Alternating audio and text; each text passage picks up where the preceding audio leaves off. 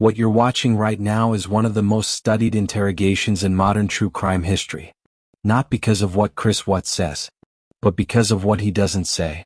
His pregnant wife Shanann, his 4-year-old daughter Bella, his 3-year-old daughter Celeste. All 3 of them are dead. All 3 of them are at the bottom of oil tanks at his work site. This case broke the internet when it happened in 2018. And I want to explain to you from a psychological standpoint exactly why it's so hard to look away from. Because Chris Watts is not what most people imagine when they picture a man who murders his entire family. And that disconnect between who we expect and who he is the most important psychological story in this case. Let's start at the beginning. So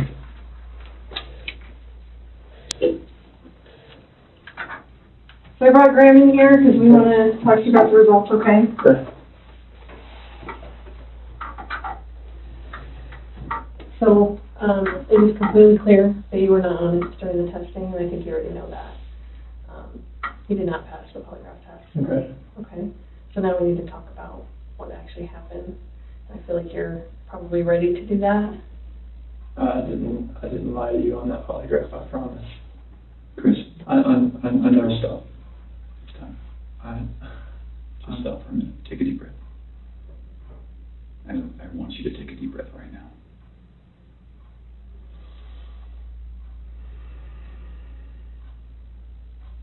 There's a reason you feel sick to your stomach. And when people hold stuff inside, it makes you physically ill. And I can just tell on your face, I could tell from the second you walked in that you were wanting to just come clean and just be done with this. And I appreciate that because you knew sitting down in that chair that you weren't going to pass today. And you knew I was going to find out because I told you that. And then you continued to stay knowing that you could, at the end, say, you know what? I just need to get this off my chest. Like, I just need to tell you what happened. We're not here to play games. We're not here to do any of that with you. We just want to know what happened. So can you start from the beginning and tell us what happened? Everything that I've told you, I did not lie on this polygraph. I don't know how much I could tell you right now. Like, I did not. It's not even an option right now because you did not pass the polygraph. So I know you were being deceptive. So that's not even an issue right now. The issue right now is what happened to Shanann, Bella, and Celeste. That's the issue right now. Okay. Okay. So let's talk about that. I know you want to tell us. I can see it in your face. Holding this lie in is going to do nothing for you. I know this. Like, okay. I'm not like trying to like cover things up. Like, yeah, but you kind of are because it's normal. Normal people would do that. Normal people that make a mistake initially are going to go, I don't know what you're talking about. I didn't do anything. That's normal. I would expect that. It's just like if you ask your kid, did you write on the wall? And they go, no. And you're like, you have a marker on your hand. Like, I know you just wrote on the wall. And they're like, oh, okay. That's a natural reaction that someone's going to initially lie about something like that and then eventually tell the truth. So this is your eventually telling the truth time. This is where the rubber meets the road, Chris. Like, don't let this continue any longer, please. I'm not trying to make anything continue. Like, I want them back home, like. But you know they're not coming back home. You know that. I don't know in the back of my head. I hope they come back home. But you know they're not. I hope they come back home. Mm-hmm. And I don't know they're not coming back home. Chris, Tammy and I are confused. Okay. And here's what we're confused about. I told you that we've done some work overnight. Yeah. I told you that we've got a lot of leads. Okay, that wasn't a lie. I know. We know a lot more than you think we do. Okay. And here's where we're confused. You're this great guy. I'm not just telling you that, okay? I'm telling you that because everyone tells us that. Okay? We can't find anyone to say anything bad about you. Chris is a great guy. He's a good father. He's a good man. We're confused as to why you're not taking care of your beautiful children. I'm not taking care of them right now. Right now. Where are they? I don't know where they're at.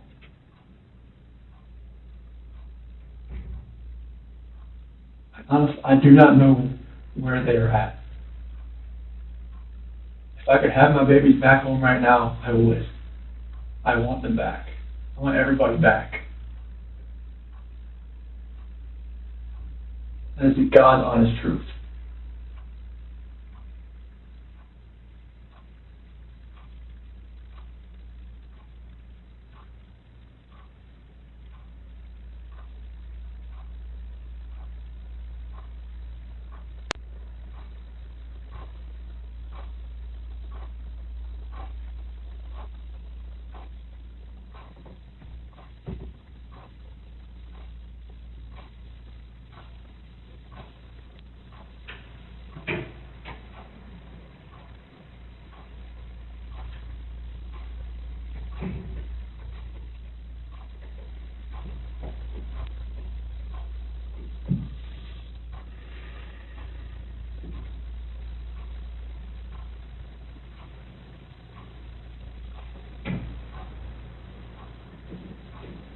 So let's keep talking about your family.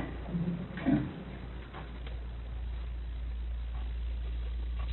We just can't figure out why there's two Chris's.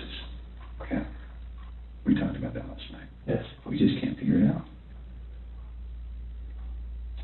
There's a Chris. Okay. If somebody asked me my kid's child routine, I would say, I don't know, go ask their mom. That's the truth, right? And so it is very surprising to me, and it warms my heart that you're the type of dad who can pack a bag in the morning, and you know just what to put in there, and you know just what to put in there as a backup in case they have an accident. Okay? You know what the clothes to put in there. You know what they have for breakfast. You know what they have for a snack and a dinner and a nighttime snack. You can tell me the book you read to your daughters. Okay? I know you love them. And you're not faking that, are you? It's real. Okay? There's a lot of guys who come in here and try to tell me that. And I know they're lying. Okay? Because they can't answer those questions that you can answer. Okay? But you are here today lying about something else. So we need to talk about that, okay? I cheated on her. I know. And this is very good.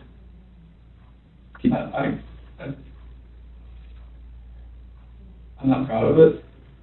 Like, I didn't think anything like that could happen. I don't think I'd ever do it, but I did. I know. Keep going. She accused me of it. I denied it. I cheated on her, and I felt horrible for it. Like, she was pregnant, and it was.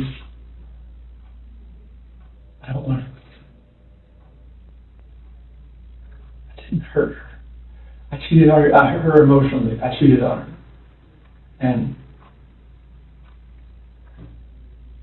I feel absolutely horrible about this. But that's what I've been holding. I think when I didn't go to the Rocky game, I was with her. Okay. I went to dinner with her. Okay.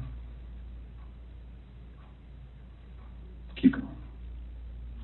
That 5 weeks I was alone, I was with her most of the time. Okay. You're doing a good job. This is the Chris that I knew would come out today. This is the Chris who tells the truth because you're a truth teller. When I tell you I fell out of love, it's 'cause I fell in love with her. Absolutely. Okay? I mean, that's God's honest truth. Okay. Who is her? So I don't want to get her involved in this. I don't want to ruin her life. Like, if something like this, I don't want her involved in this. Okay. So can we talk about that a little bit? Yes. I knew that you would say you didn't want to get her involved. That's just because you'd like to take care of her. She's a wonderful person. Like, I mean, she knew I was married, yes. And I told her we were going through issues, yes. Yes. And I told her that, we were going to get, at the end, like, we were going to get separated. Like, once I figured out what that was, I didn't know what that was going to be. I know. I had no idea. I was like, I saw her, took my breath away, and I'd never thought in a million years that could happen. I know. I know you think of a bigger, but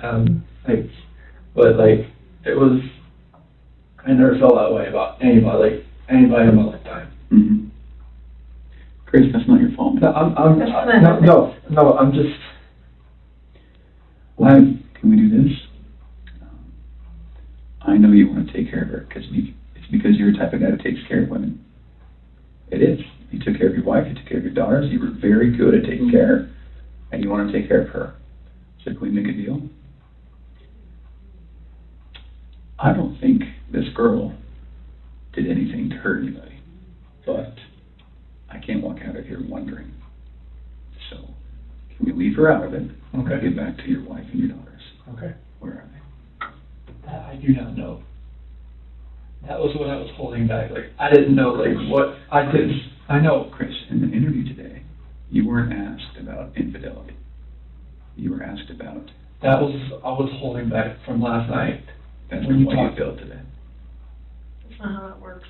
You would have reactions to every single question, not just the ones that we talked about being important. Like the ones you wanted me to lie about, like, is that what you're talking about? No, the ones about her disappearance and knowing where she's at and about seeing her last. I was not lying about those things. So, Can I tell you what I think? yes. Okay. So, going into that interview today with Tammy, where we strapped you in, we knew all about Nikki. Okay? All about her. And you're doing a very good job right now, because you didn't have to tell us about her, but you did. I couldn't hold that in anymore. We could see it on your chest, I and can. in your eyes. Okay? Here's the challenge that we have. We knew about Nikki, and so we didn't need to ask you about her in the polygraph. We just didn't need to, because we knew, okay? And so, that's why we didn't ask you, because we already knew the answer, okay? We're very, very worried about your daughters and your wife. I am too. Okay? So can I tell you, maybe, based on the people that I've talked to, and Tammy's talked to, based on all the investigations we've done, based on your cell phone, both your cell phones, your wife's cell phone, Nikki's cell phone, okay? Based on talking with family members and friends, and based on talking with everyone. Here's what we know, okay? And I'm not gonna lie to you right now. Here's what we know, okay? Chris is a good man. Everyone said it, okay? I'm not just telling you that because I, want to blow smoke here. You're a good man, okay? Nobody can fake answers about packing a backpack. Nobody. You either pack a backpack for your kids or you don't, okay? This should have been the happiest time of your marriage. Okay? You and Shanann. This should have been the happiest time. She's making a little money. She's making good money. You're making great money. You both have a job. You have beautiful kids. You have a beautiful house. You're in Colorado. Clean air, good people. Okay? And on top of that, you look pretty good now. You're pretty fit. Okay? This should have been the time in your marriage where you guys were happy and thriving and productive. Okay? And I believe that Shanann's the reason none of that happened. I believe that she's a controlling person. Maybe doesn't listen to you as much as she should. I think that she can do whatever she wants and you can't. Okay? I think if you were to go to a restaurant, she would order whatever the hell she wants. And as soon as you order a nice steak, she says, "Whoa, buddy." Okay? A woman that lets her man do all of the backpack packing and all of the cooking. I do all the cooking, but like she cooks, like I do like some things here and there. Okay. That's because you're a good person, and I think that she started on the path to leave the marriage. Okay. It's ironic that we're talking about you and Nikki. I think that she was the one who started on that path first. What do you think about that? I wouldn't have thought about that. Okay. The other thing I think is interesting is, even though she is that type of person that's controlling, doesn't listen, does what she wants, is walking away from her kids, here you are defending her. Because to your core, you want to take care of the people you love. Okay. And that's the reason why we want to give you an opportunity today to just help us find them. Okay? Will you do that for us? I'll do whatever I can to help to find where they're at. Okay. So when she asked you, do you know where they are, or are you going to tell the truth about where they are, you failed miserably. Okay. Why? I'm a nervous person. Like every question I ask, every question, it felt like I I wouldn't even say the right thing. That's not how the polygraph works. I don't know, like, what it reads, like, I know she was saying about the autonomy of the process, but, like, I don't know where they're at. Chris Watts is 33 years old at the time of this interrogation. By all external accounts, he is exactly what the detective says he is: a good man. Neighbors like him. Co-workers like him. His wife's friends describe him as devoted. He coaches the girls' soccer. He packs their backpacks. He knows which inhaler belongs to which child. He is quiet. He is agreeable. He never raises his voice. He is, by every visible metric, a perfectly unremarkable suburban father in Frederick, Colorado. This is the first and most important thing to understand about Chris Watts. He is not a psychopath in the Hollywood sense. He does not torture animals. He has no criminal record. He has never been reported for domestic violence. He is not a sadist who enjoyed cruelty. What he is, and what this case represents, is something psychologists consider in some ways more dangerous than the obvious monster. He is a man who has lived his entire adult life performing a self that was never quite real. Research on familicide, the killing of an entire family by one member, shows a consistent pattern that criminologists call the civil reputable offender. These are men who, prior to the crime, have no violent history whatsoever. They are well regarded. They are described as gentle. And they share a specific psychological architecture. They have never learned to tolerate conflict. They have never developed the capacity to sit in discomfort and work through it. Their entire emotional life has been managed not through expression but through avoidance. And when avoidance is no longer possible, when the walls close in from every direction simultaneously, the result can be catastrophic. In Watt's case, the walls had closed in completely in the weeks before August 13, 2018. Shanann was 15 weeks pregnant with their third child. They were financially devastated, facing foreclosure, deeply in debt. Shanann was aware something was deeply wrong in the marriage. And Chris had been having an affair with a co-worker named Nikki Kessinger for approximately 6 weeks. An affair that had, by his own admission in this room, made him feel something he had never felt before. I saw her and she took my breath away. I'd never felt that way about anybody. He says this about his girlfriend, in the same conversation where he is trying to explain what happened to his wife and children. The emotional geography of that sentence tells you almost everything you need to know about where his head was. By the time of this interrogation, Chris Watts has been living as two completely different people for 6 weeks. There is the Chris who comes home, makes dinner, packs backpacks and posts family videos on Facebook. And there is the Chris who is spending every available hour with Nikki Kessinger, telling her he is in the process of separating, imagining an entirely different life. Psychologists call this kind of sustained double life a compartmentalization structure. It is the same mechanism that allows someone to maintain two incompatible realities simultaneously without the cognitive dissonance becoming unbearable. Each reality is sealed off from the other. The work Chris, the family Chris, the Nikki Chris. They exist in separate psychological containers that don't touch. This structure is remarkably stable, until something forces the containers to collide. Shanann coming home that night after a 5-week work trip, with news about the pregnancy and what appears to have been an increasingly direct conversation about the state of the marriage, that was the collision. Watch Chris Watts in the opening segment of this interrogation and notice something that the detective notices too. He is not crying. He has not cried in 2 days. His wife and daughters have been missing and he has given press conferences, talked to police, cooperated completely, and not shed a single tear. The detective pushes on this directly. I've lost my 4-year-old in a store for 10 seconds and I start to panic. I haven't seen any of that from you at all. Watts' response is revealing. Just because I haven't shed a tear, that's weird? Yes, Chris. It is weird. And the psychological explanation is not that he's a monster. It's that his affective system, the part of him that generates emotional responses, is organized around performance rather than feeling. He knows what grief is supposed to look like. He knows the things a father is supposed to say. But the architecture underneath that performance is not grief. It is relief and fear of consequences, and an almost dissociative disconnection from the reality of what he has done. The detective's strategy in these opening minutes is masterful. He doesn't confront.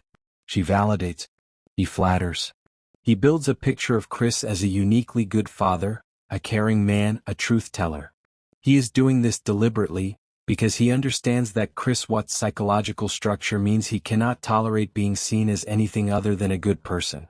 That need will eventually be the lever that opens him up. Chris, right now your dad's outside. He flew across the country to help you. Okay? You're lying to him.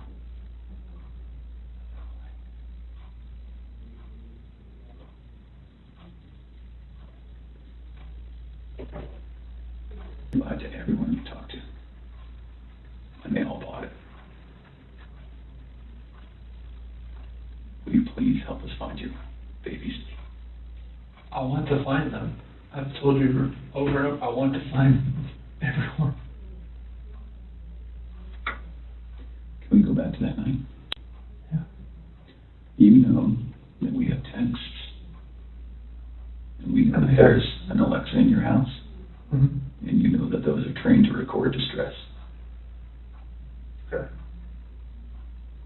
You know that we know the content of Nikki's text messages and your text messages and Shanann's text messages. Okay? I didn't know you knew who Nikki was until not right now, so. Okay. Tell us about that night again. And please tell the truth this time. I told you the truth. I promise I've told you the truth. Like, woke up at 4 o'clock. I woke up at 4 o'clock. Got dressed, got ready. 4:15, me and Shanann talk about the house, about separation. Did you guys talk about Nikki? She accused me of like, all right, well, you know, is there somebody else? Sure. I didn't say it. You denied it? Yeah. Okay. Because she brought up like, you know, like, well, was there a $68 charge on dinner the other night? Okay. Was there 2 of you? And that was with 2 of you, wasn't it? Yes. Okay. That's Nikki. Okay, so it sounds like at that time there was maybe you weren't quite ready to just say, and this is everything. I couldn't say it. Okay. We were already trying hard enough. I couldn't say that. Okay. What did you say? I just told her like, this separation has to go. I don't want separation. Okay. Was that right? Didn't sell the house of yours? She initiated the realtor the week before in an email. Why? Because we were talking about the marital issues. She's like, well, you can't afford to live on her own. Well, she can't afford to live on her own, and I can't afford to live on my own. So she was like, we need to just contact Ann and see. And who did you contact? Well, she contacted Ann, our realtor. Ann? Yeah. Okay. Would Ann say the same thing, that your wife initiated the contact? Yeah. Okay. She would. And then on Monday, I texted her to see if she could, what she could do. Okay. And that's in there too. You probably already knew that. Tell me about the pregnancy. Was that your idea or hers? She said it was she was about 80-20. Well, I went into the pros and cons of it. Like after she got pregnant, she told everybody that it was mainly my idea. Is that true? Yeah, I mean, I wanted a boy. Did you want to get pregnant? Hmm? Okay. And then after the fact, she said it was mainly me that wanted it, and she was about, you know, she was 70-30 against it at that point. Like, she would tell her friends that. Yeah. I was just like, what, 70-30 against it? Like, why? Mm. Okay.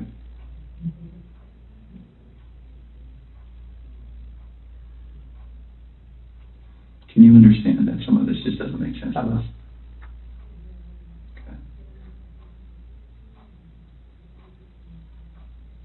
How is it possible that a woman and 2 kids are just completely gone off the face of the earth? I promise you, I have nothing on my hands I did nothing to those kids or her to make them vanish. So tell me what happened then. I believe you that you did nothing on your hands. What happened? When I left, I mean, it's on video that I left and I was in my truck. I didn't like load anything into my truck besides my tools, my container, my book bag, my water jug, my lunchbox. Okay. But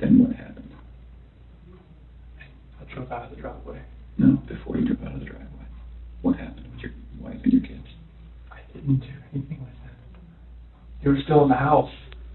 Where are they? Where did they go? I don't know, sir. I really don't know. Your wife's not the type of person to vanish. I know she's not. She had 10 things on her schedule that meant she was going to be there the next day, that day, the day after that, with friends, with a doctor. Okay? She didn't leave because she wanted to. Right. So what happened? I didn't do anything to her or the kids. Was it an accident? I didn't do anything. Was it an accident? There was no accident. I don't know if there was an accident in the house. I wasn't there for it. It's a big deal if it's an accident, because we can work with that, Chris. No. I think that's maybe what happened. I did not cause an accident. I didn't do anything to my wife and kids. Was it a misunderstanding? There's no misunderstanding. Like, we had a talk. There was a misunderstanding where I didn't tell her about the affair. Okay. I didn't. That was the misunderstanding. Like, Miscommunication, yeah, misunderstanding. yeah. Good.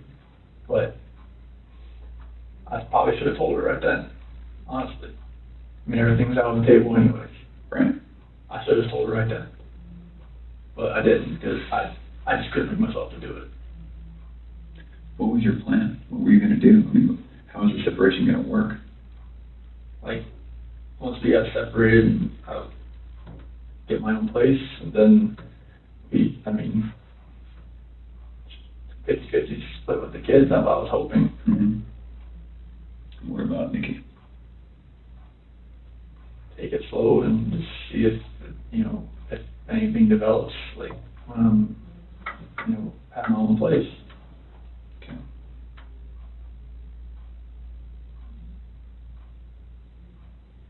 I just find it hard to hear you talk about just having this emotional, conversation with Shanann, and you're bawling and crying together, and you have not shed one tear in 2 days that you've been here. No. Not one. And help me understand that, because I don't get it. These are your baby girls.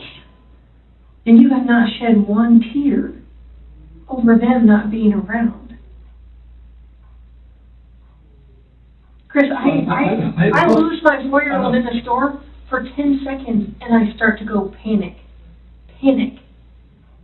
I have not seen any of that from you at all. Help me understand that. I love those girls. I would never do anything just because I haven't shed a tear. No, that's weird. Is that weird? Don't look into that like I don't love my kids. Tell me, explain to me. You're crying with your wife that you're leaving her. Yeah. But you don't cry that your 2 little baby girls. I'm hoping they're still around. I'm hoping they're still somewhere. Yeah, but you don't have them right now. You're not reading stories to them at night. I know. You're not giving them midnight snacks. You're not giving them their medicine. You're not waking up with them in the morning. I know this. So that should cause you pain. It does cause me pain. But I don't see that. I don't see that. I want to see the Chris that cares. I want to see the Chris that, feels bad about what he did and wants to, get this off his chest and be done with this. And let us find your little girls so that they're not out there in the middle of a field or whatever somewhere. Like, don't do that. I love those girls to death. Then show us that. Show us that. Show us this Chris, not this Chris. I'm not showing you that Chris. I'm showing you the Chris that cares about his girls and his wife. Just because I haven't shed a tear shouldn't make you feel like that the love isn't there for them. It's weird. It doesn't make sense. I understand that. You have to. I totally see where you're coming from. Trust me, there's no. Just because Chris, people can be pushed to the point where they do something that they regret. It happens every single day. I know. But part of what makes you a man is the guy that goes, I really fucked up, but this is what I did, and I'm going to pay for what I did, and I'm going to tell you what I did, and I'm going to be honest about it. Chris, we can keep talking to you once we find these girls, okay? So once we find these girls and your wife, right, no matter how we find them, no matter what condition they're in, we can keep talking to you and you can tell us, guys, it's not as bad as it looks. And you can say, let me tell you what happened. I was never comfortable with you, Graham, or with you, Tammy. I wasn't comfortable yet, But now that everything's known, now that these girls are found and Shanann's found, however they're found, it's okay. We can keep talking to you. Okay? Chris, did Shanann do something to them? No, I don't know. I'm curious. I have no clue. No, you would have known, because they didn't leave the house. Did Shanann do something to them, and then did you feel like you had to do something to Shanann? They were at the house when I left. They were there. They weren't there. They didn't leave. They vanished. They were The there. only way they could have left is in your truck. There's no way, because, like, I didn't just throw them in my truck. You know your truck has GPS, Yes. right? Yes. Because you told your boss, like, Yes. hey, I'm going through separation, or maybe staying Yes. at a friend's house, whatever. You know that thing pings every 10 seconds? Yep. So we will know You can't turn it exactly off. And where your- you went. And your company's giving that to us. I know. Okay. Are we not asking the right questions, Chris? You're asking all the questions. What are we not asking you right? What are we doing wrong? You're not doing anything wrong.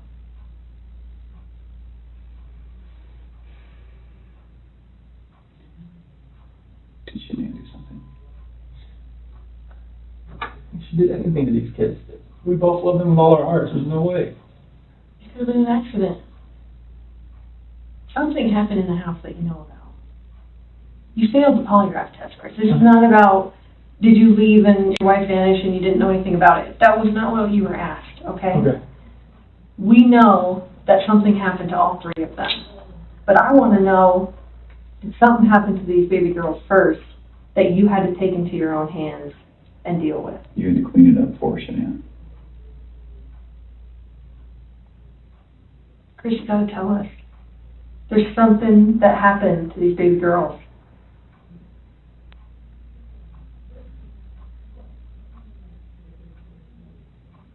Look at them. I know. Before he came in, I was just watching videos. We have no doubt you love these girls with all of your heart. I have no doubt. But we make mistakes. That's okay. It's what we do with those mistakes that make us who we are. Chris, it seems like you're thinking about it right now. What are you thinking about? She couldn't have.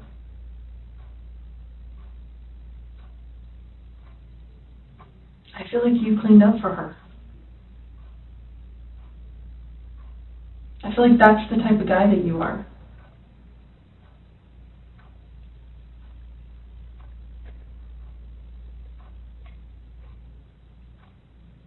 Which one of these has the breathing thing? Well, they both have inhalers, but she has the EOE. Encephalitis epididymis. Does she have problems breathing?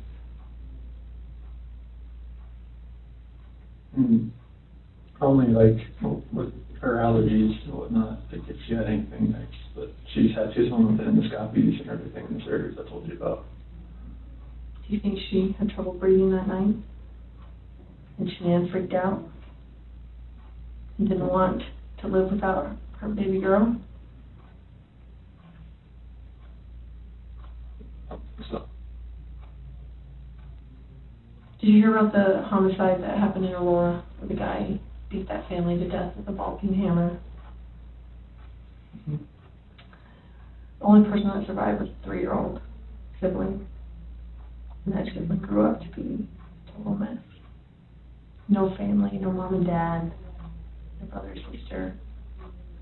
Just her by herself. She says, I wish I would have died with them.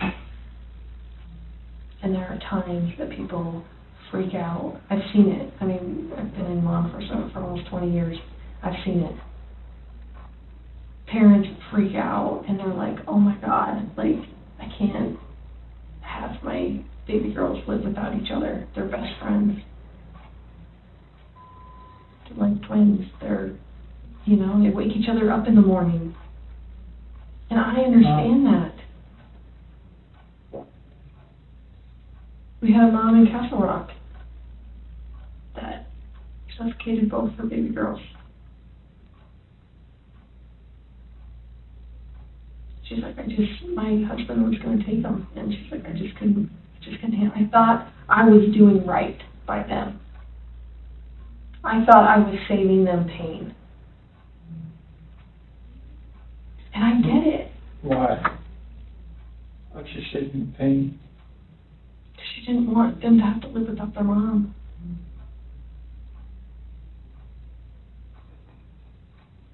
Chris, this is a weight that's going to be on you for the rest of your life until we resolve it tonight. Unless we can talk about this more tonight, it's going to follow you forever. I promise you, when you start talking to us, you will feel better. I know you already felt better about getting the Nikki off your chest. She's still like involved further than this or anything like that. She can't do that. You got to help me. I know. Chris, we're giving you a lifeline right now. You need to take it. You need to reach out and take it. Did they look like this tonight, the last night you were with them? She had that dress on, like, on the 8th or 9th. It wasn't this, but she had that dress on. I remember I had the 2 buttons on the back. I take them off so I get her pajamas on that night. Did you guys make sure they were warm when they left the house? Make sure they were warm. But they're always warm. They always have, when they're in their beds, they're always warm. Were you guys taking care of them at the very end?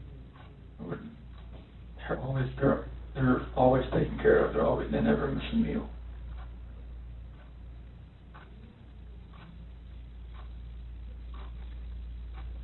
She took them out of the house with their blankets and their animals.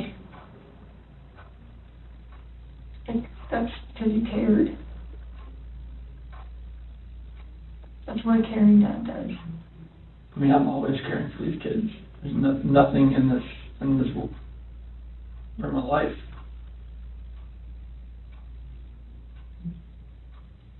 I believe that. And I believe someone made a mistake, whether it was you or Shanann. And you either cleaned up after Shanann or you made the mistake. And I mean, I want to believe that maybe Shanann did it and you felt compelled to fix this so Shanann didn't look bad. That's what I want to believe. But I don't know. You're not telling me that, so it makes me think the worst. Like, did you do that to all three of them? I did Like, not do anything to these kids. Not anything. what did Shanann do to them? Tell us, Chris. Chicks are crazy. Can I talk to my dad or something? Absolutely. Good. Do you want to bring him in here? No, I just need to talk to my dad. Like, he flew across the country. Hey, Chris, Yeah. how about this? If we brought your dad in here, would you please tell him what happened? Can I just go talk to him? I've been in there for like 5 6 hours, and I'm like, Absolutely. Chris, look at me, man. It's not going to feel any better. He deserves an answer. It's your best friend. There's only one person you wanted here most, and that's your dad. good. What would you tell him? I love him, and I just want him to be by my side. Okay. He knows more than we do that you're a good man. And he knows as much as you want to protect your wife, Shana. I think he would tell you to do the right thing. Before we get him. Can I go out there and talk to him? Well, I don't know that you want to do it out there because there's a lot of people going through the halls. Should we bring him in here? We'll step out. Okay? Can you 2 minutes with him? Okay. Can we just ask a couple more questions?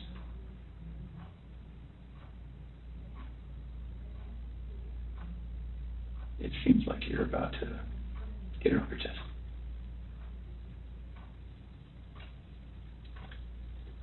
Is there any way that you can help us understand more about Shania and why maybe something happened, so that we don't get a bad picture about her. What I mean is, what happened that night with her. Shortly after I talked to her, With the girls. like when we were having that conversation in bed there, Mm-hmm.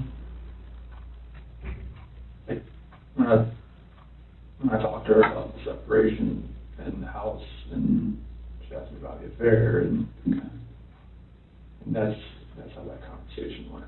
Okay. She was distraught. She had like mascara on her face, all that. I mean, it was emotional. Well, how about this? If we bring in your dad, will you promise me that you'll talk to him? I'll talk to her. Okay. Will you promise me that you'll tell him everything? Would it be easier if you told him and he told us? I don't know. Okay. I don't know if that's going to be easy or not. I tend to think it's not. I think you're the type of guy that needs to take responsibility, because you always have taken responsibility. You've always made the right choice. So, I guess I'm just worried that if we bring your dad in here, that could distract you. What do you think? Distract me from like talking to you. Yeah. I just need to talk to him. Okay. All right. I know you'll do the right thing. I do. I don't know how long it's going to take. I think that you need to think a little bit more about that. Okay. And you need to realize that your dad is not going to stop loving you no matter what you tell him. You are his child, and he will not stop loving you. Never. Ever. And this is not the last chapter in anyone's story at all. Okay.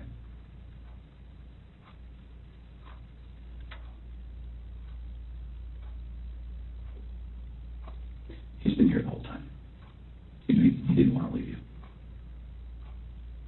Have you ever seen sometimes when an animal's owner dies, they stick around forever?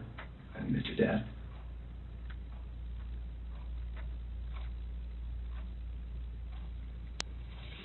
Poor guy didn't want to leave today, okay?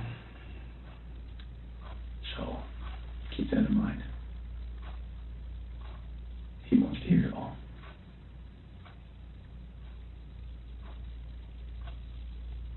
All right. Okay.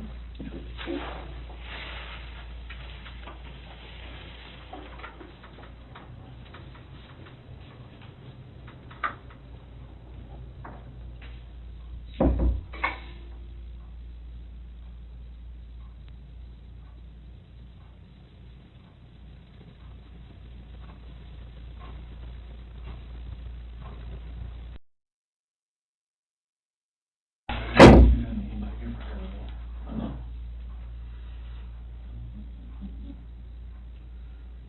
Tell what's going on with the thing, or? And it's polygraph. Failed it. Because there's Too much emotions. it's so I mean they're not gonna let me go.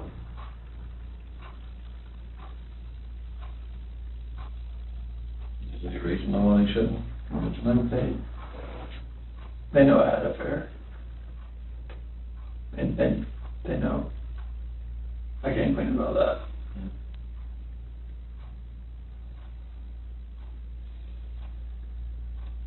Anybody got a fair? Anything else you wanna tell me, what's going on, or what happened, or anything, or you know anything about? When we had that conversation that morning, it was emotional. It was told her about separation and everything like that. Mm-hmm.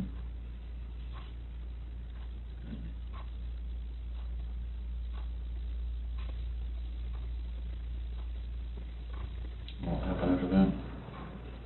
I mean, I went downstairs and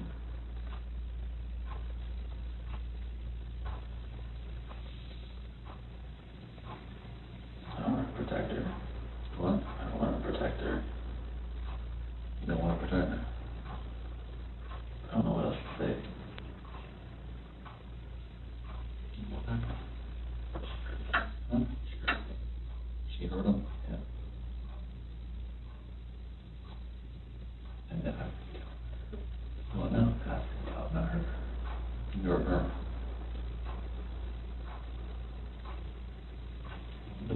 after that, or like that? So she started her begins. Paper.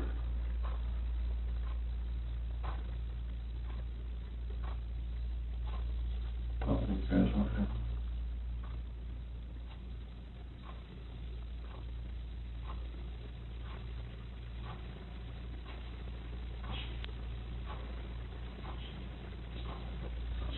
One.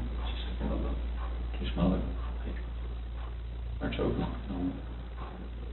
I didn't hear anything. When I was downstairs, they came back up and they were calling.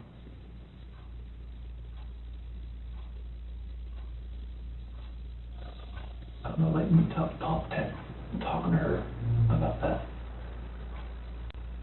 Talking to her about separation and everything, about, And she lost her. I don't know, like, what else to say, like, I freaked out.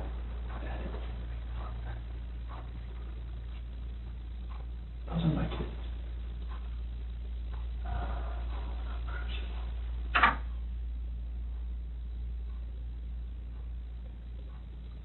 So she, it's not that one time, you were leaving the place and going to work. And she freaked out over the separation and everything. Like, she laid back down, but that's when I went downstairs, but I heard like a little commotion upstairs, but I didn't think anything of it. Mm-hmm. And then you went back upstairs and she was, Never, I could see, like, she was on top. what, choking her, or did she kill her? They were blue. Both of them. Yeah. She choked both of them to death. I freaked out in the same thing.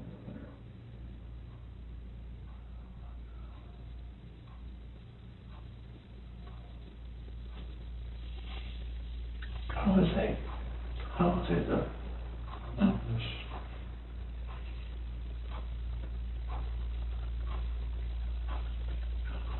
I couldn't, like, call cops about it. so when did they haul the bodies off or something? I mean, I didn't know what else to do. I you freaked out. I didn't know nothing else to do. I didn't know what to do. So she killed Lucy C. Oh, choked her to death.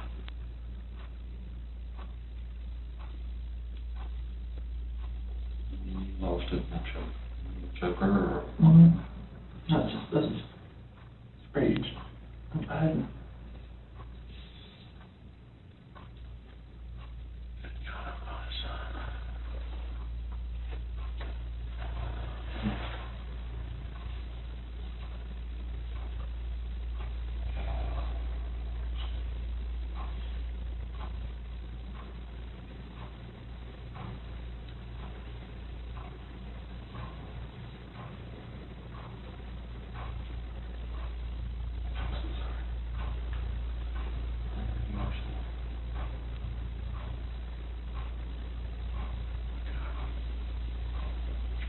Like, in her heart, I know she knew about the affair. She just was waiting for me to say something and for me to deny it again. I think she just lost it.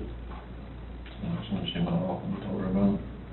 That's when the crying, like, happened. And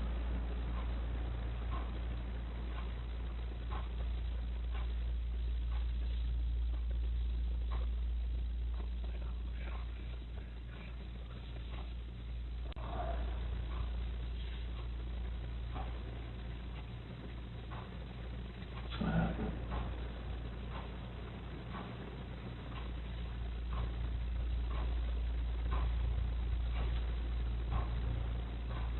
She lost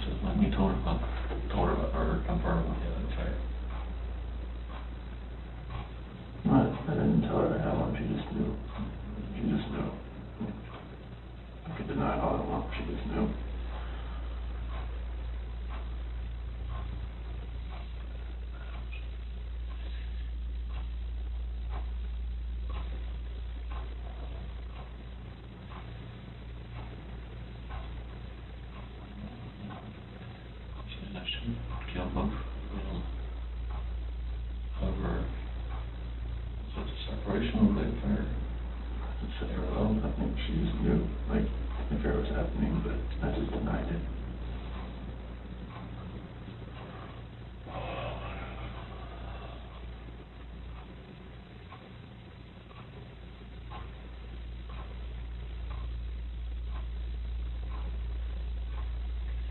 Don't you told her before on that about separation? But, you know, she was hoping we go to counseling or something. I didn't want the counseling.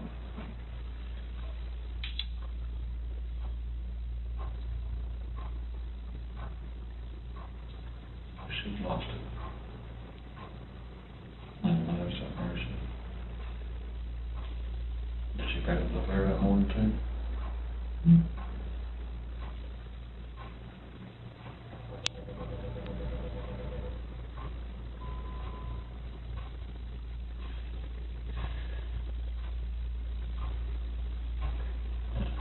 She attracted babies.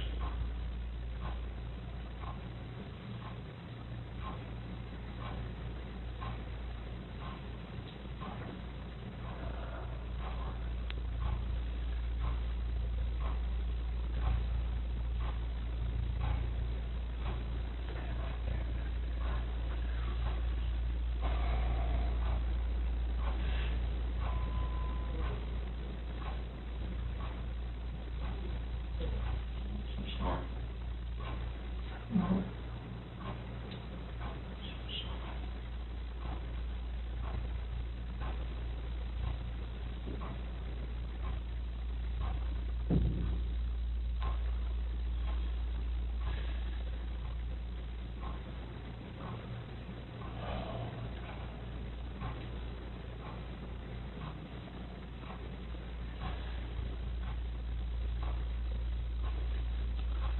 No matter what. Last time I would see a light day again. Sir? It's the last time I would see a light day again.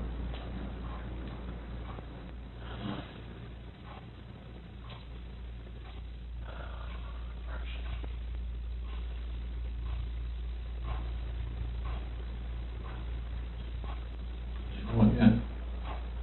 That's rambling. I wanted to talk to you.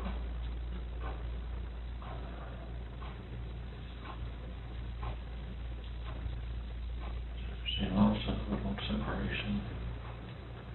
Pretty much know the affair was going on, but we just profusely denied it. I never did. I made a total bunch of more of us knew something was going on. She actually killed both her children.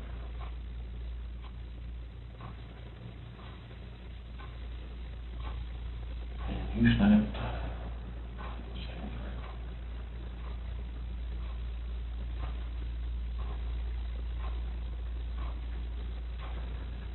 Yeah, you find the lawyer. See what we can do. Take the range. She didn't kill her. What's that? Morning. You okay? Mhm.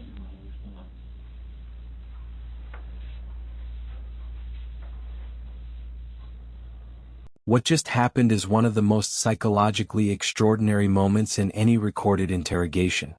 After 2 hours of claiming he has no idea what happened, after telling police his wife and daughters must have vanished, after failing a polygraph and still holding the line, Chris Watts just confessed. But not to what he actually did. He confessed to a version of events in which Shanann murdered their daughters, and he, in a blind rage at seeing what she'd done, strangled her. He is framing himself as the grieving father who snapped. He is not confessing to being a killer. He is confessing to being a victim. This is not random. This is not improvised. This is the only story that preserves the one thing Chris Watts cannot survive losing: the identity of a good man. For anyone who studies interrogation psychology, the timing of Watts' partial confession is almost textbook. He doesn't break from evidence pressure. He doesn't break from the polygraph result. He breaks at a very specific moment, when the detective says almost gently, "I think Shannon started on the path to leave the marriage first." Even though she is that type of person, here you are defending her because to your core you want to take care of the people you love. She has given him something. She has offered him a narrative in which he is still the good one. Shannon was controlling. Shannon was difficult. Shannon was on her way out of the marriage anyway. And perhaps, Shannon did something unthinkable that morning with the children. This is the off-ramp. And Watts takes it. The story Watts tells in his partial confession is worth examining in clinical detail, because every element of it serves his psychological needs rather than reflecting reality. In his version, he went downstairs after arguing with Shannon about the separation. He heard commotion upstairs. He looked at the baby monitor, and saw Shannon on top of Celeste. He ran in and found Bella already blue and dead in her bed. He pulled Shannon off Celeste. And then, in a rage at what he'd witnessed at the woman who had just murdered his children, he strangled her. This story does several things simultaneously. First, it casts Shannon as the active agent of evil. She is the one who killed the girls. His hands on her throat were reactive. He is not a murderer, he is an avenger. Second, it explains the absence of calls for help, the absence of CPR attempts, the absence of any normal parental response to finding a dead child, by compressing the timeline so severely that there was no time for any of that. Third, and most importantly, it preserves his identity as a loving father. In this story he didn't kill his daughters. He found them after she already had. The detectives don't attack this story immediately, and that restraint is psychologically sophisticated. They know it's false. But they let it breathe.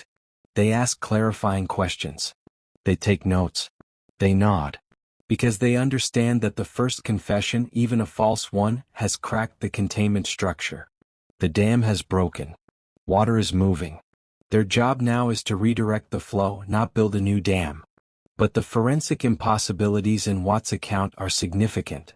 For Shannon to have smothered both girls in the window between arriving home at 1:48 a.m. and the timeline Watts describes, while heavily pregnant, after a 5-week work trip in the dark, and for the girls to be in the physical condition investigators found them, is anatomically and logistically implausible.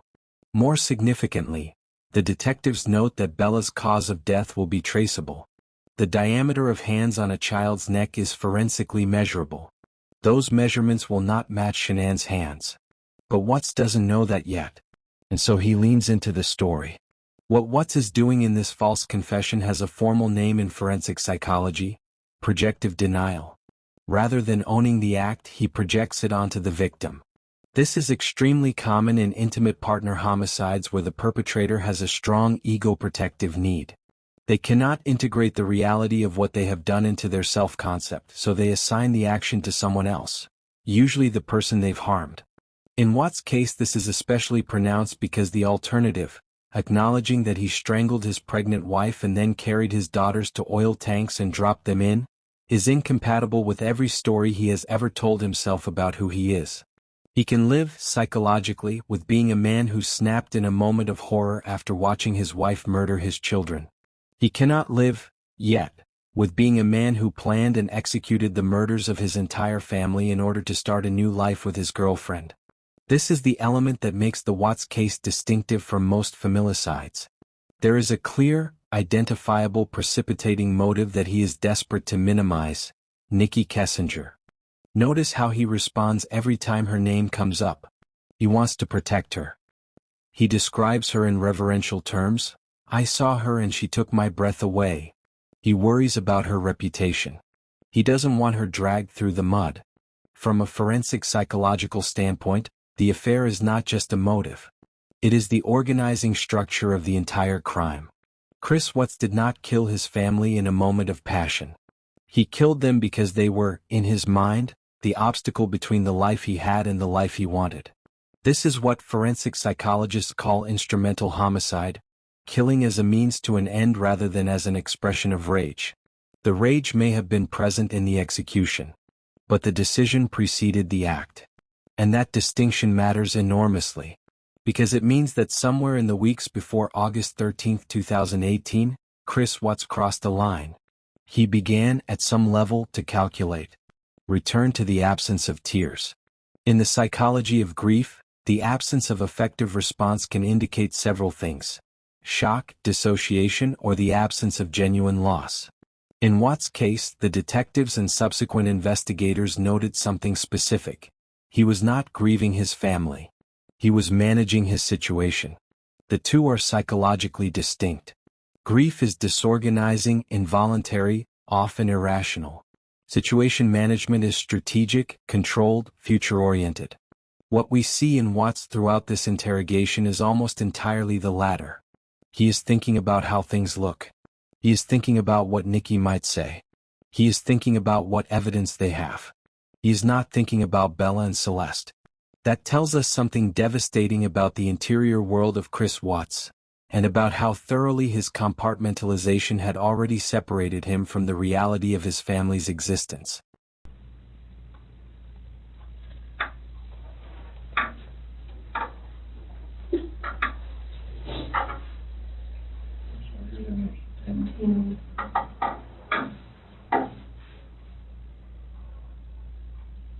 Just help us work through this with you, okay?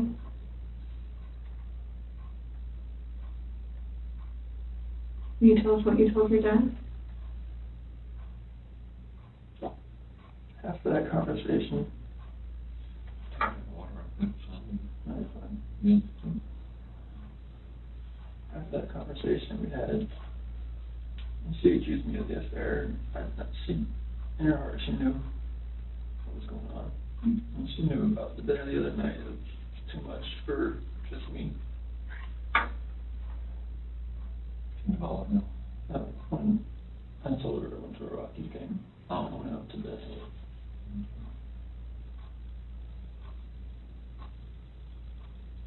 I went downstairs. And that's when you told her about the separation. Well, that was when I was upstairs in bed. Told her, what I wanted and I wanted a separation. And that's what I wanted.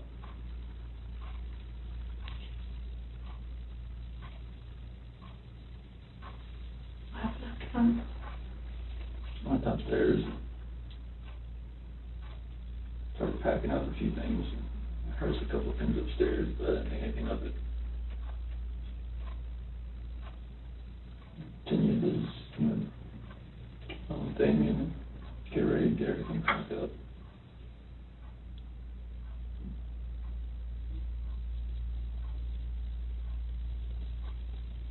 Next.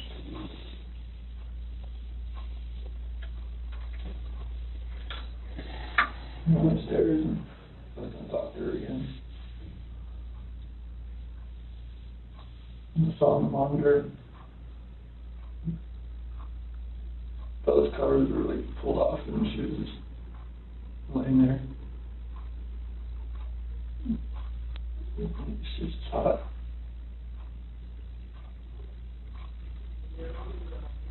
So I go over to see she was in there with her on top of her.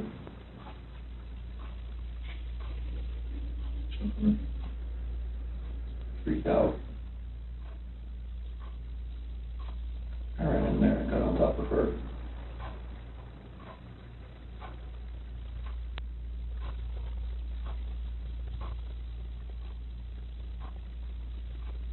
What'd you do?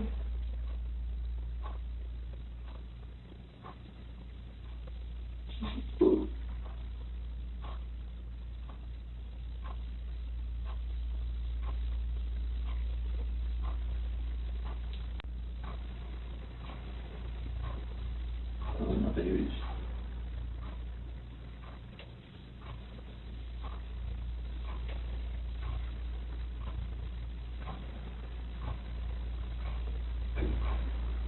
Those are my kids.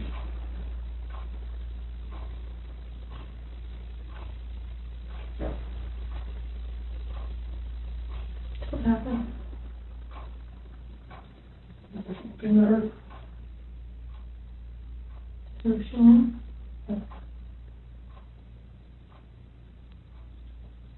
Where were you at?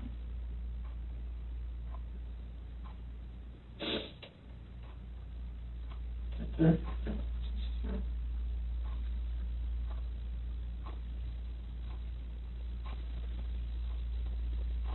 I'll put it back in our bed. Sure. And you have that? What happened next? I don't know what to do. I have no idea what to do. I'm shaking.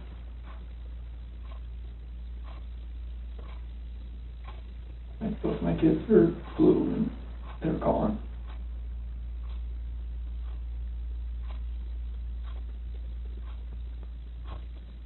I'm just like blind, just, I'm not that person, like, just like, she hurt my kids.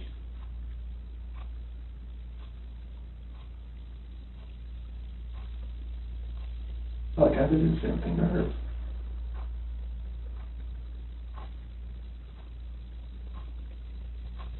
What happened after she was in your bed?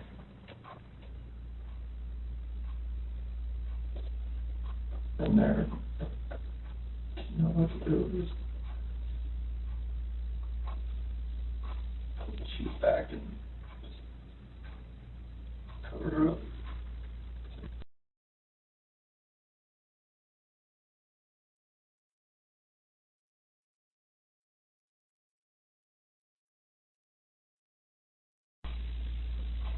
Didn't know what to do.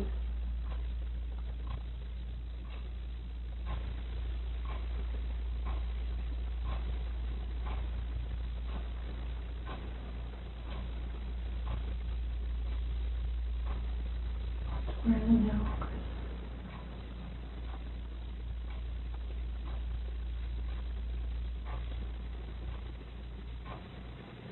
To find your babies.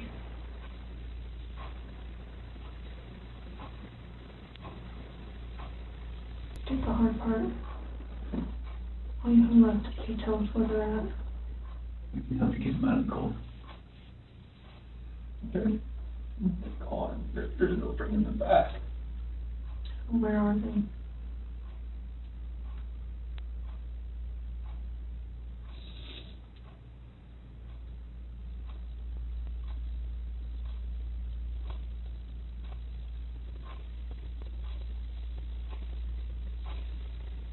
We're at that first location I went to that day. Where at? That's 3319. Where at? That location. Right there off the site. Right there. And you picked that site. First site I was supposed to take them Where would we find them there?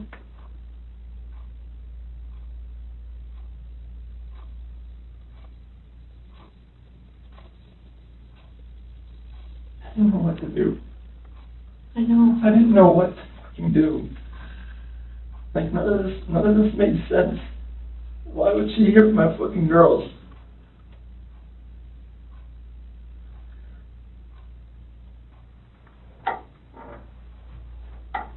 So, Chris, were they in something? Are they under the ground? Like, where would you find them? You take us out there? There's no way I want to walk there. I mean, I will if you want me to. I don't want to go. What if what if you and me and your dad just drove by and you could just say, right there, we could help you just get him out of the cold, take care of him for the last time.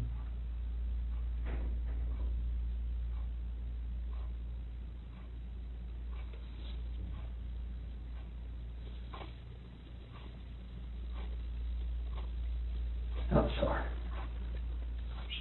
I know. I know you are. I know you came in today to do the right thing.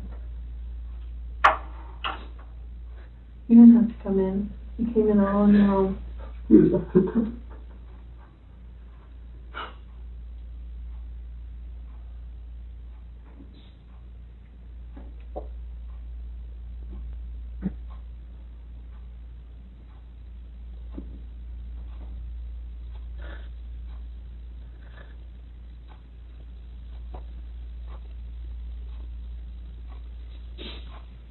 don't think anything less. Huh? She says, please don't think anything less than touching my head.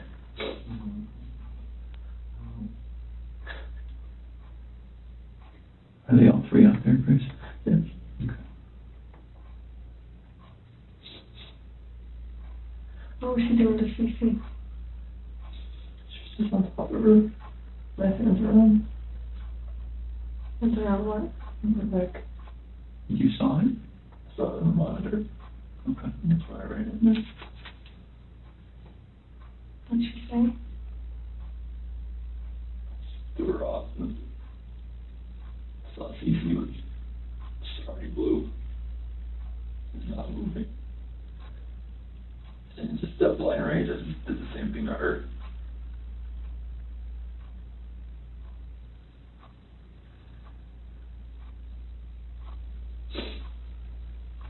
Did you ever go into Bella's room? Oh. Just pushing it back in. That's no, I saw her on the monitor. The way she was laying, the bed just sprawled out. Is that when you packed up their special stuff? So where'd you put them? Take them out there. In the truck. Which part? Truck is separate. In the passenger compartment? Travis said, "You're right by my seat."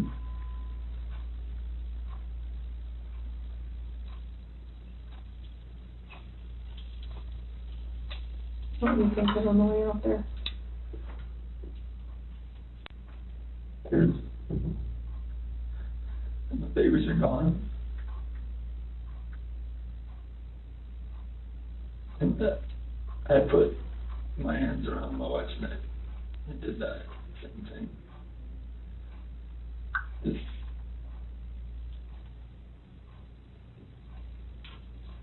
Did Shanann fight back at all when you did that? the rage that I had after seeing that, not much.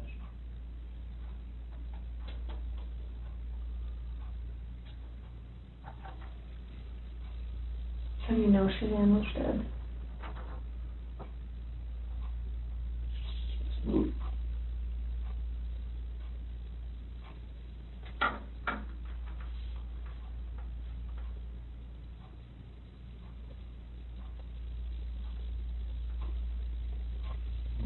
Seems like real quick, we looked on her Facebook page, like 2 days ago.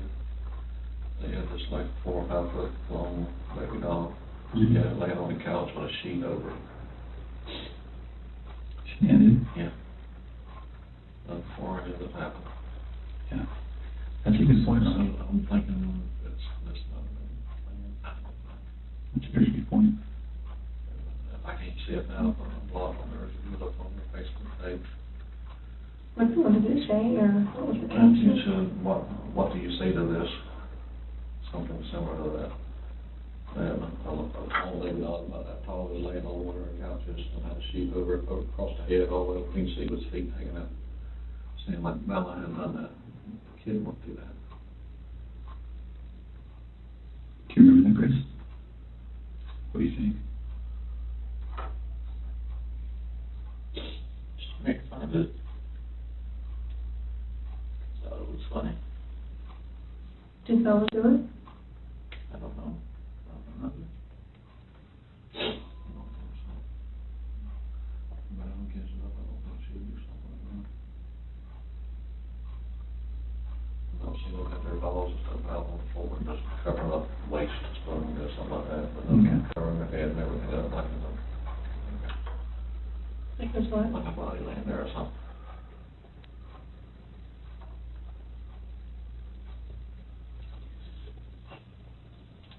It sounds like kind of, I'm sorry, I lied to you. Randy. I mean, you knew what was gonna happen. Mm-hmm. You stayed for a reason. Chris, you're a good man. I'm not a good man. Well, you stayed, you wanted to talk, you knew it was gonna be hard, and you still stayed, and that's what a good man does. Stayed there for 6 hours and 11 minutes before. I just staring you in the face. We're glad you did. I can see when the rage would come out, it seemed like the kids did. You don't know. You don't know when you look at you.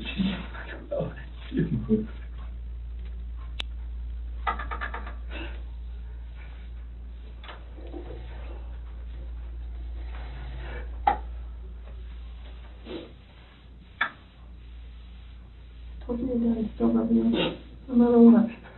Could you love someone kiss the button?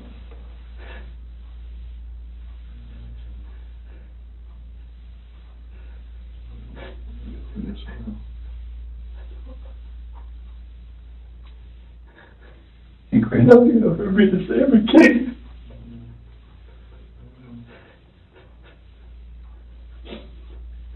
When you came in, was your wife on top of her, right, when you came in?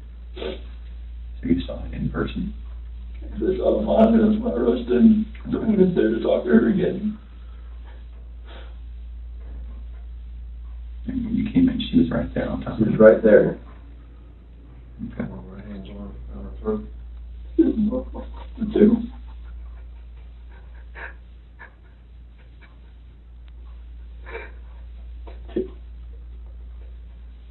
Were you trying to save Cece? Hard to glue in the face. She wasn't moving. Her head swaying over left like that.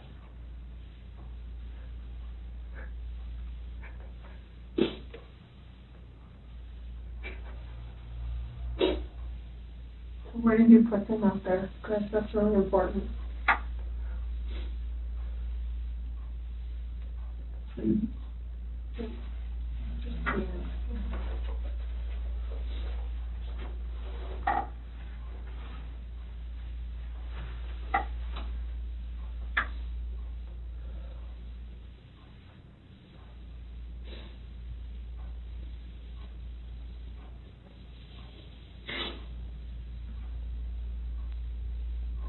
Are they down in something? Are they under something? In something? I didn't know what else to do. I know, so something you did. I know, I didn't know what else to do. I was so scared. I know. It's like, no, I just did this, and I just did that. What do I do? Right. Anything that I would do from there was just gonna be just insensitive and just a horrible thing. You were in a tough spot. I mean, what can you do, right? Your body just kind of takes over and...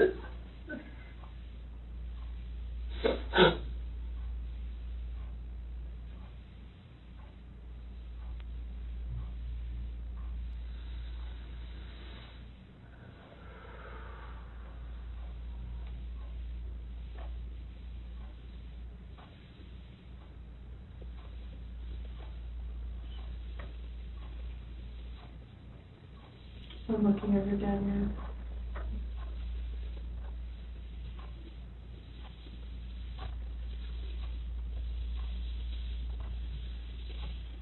Can you show us?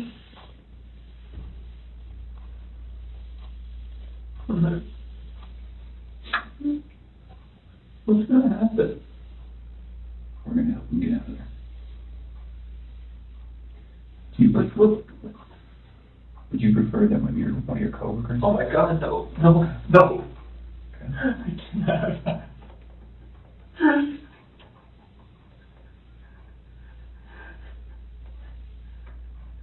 We're afraid You said that you're about to become a good man. They're gonna see this, you're like, what the fuck did you do, Chris? What, like, why did you go to college to begin with?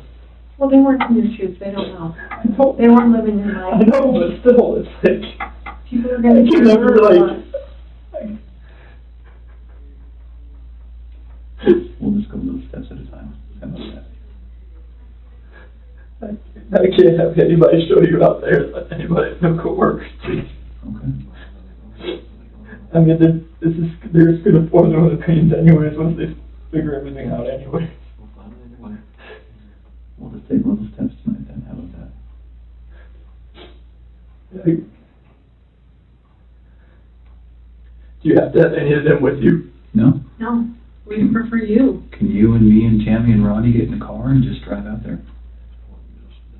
General direction. You just point them?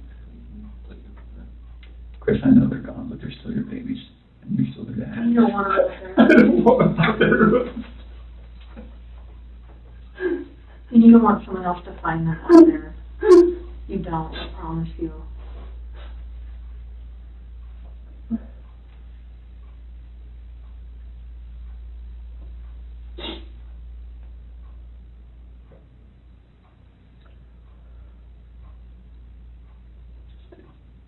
One sec, guys.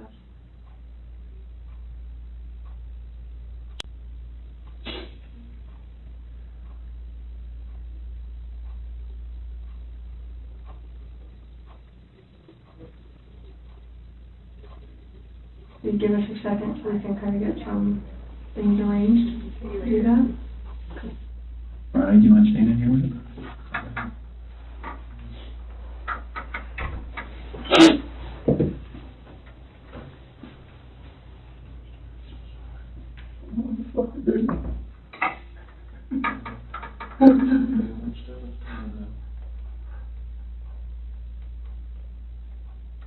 It's fucking horrible.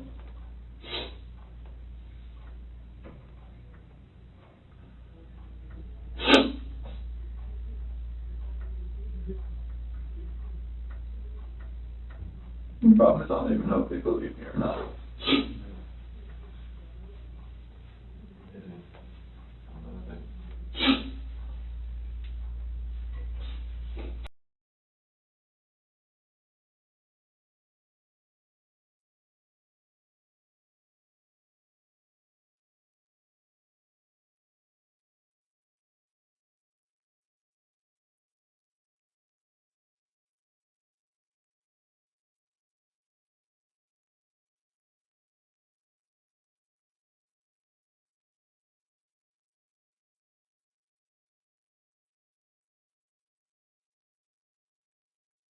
Yes.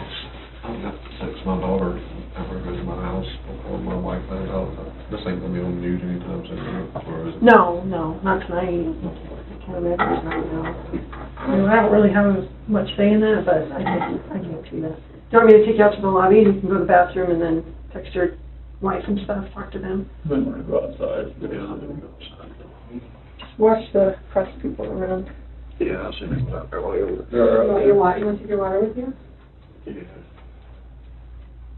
We're gonna try to do our best to make sure that we, we don't stand to gain anything by broadcasting any of this. That's not what law enforcement is ever really about. So we're gonna try our best to handle that as discreetly as possible, but they're pretty good at what they do too. So I'm not from, I'm not from around here neither, are you? I've only been here 2 years. Okay. Go find a lawyer or something for, not the defender, but somebody else. Will you look I'll talk about that later. Yeah. Get your phone. Got it, okay. Let's go this way. Very cool.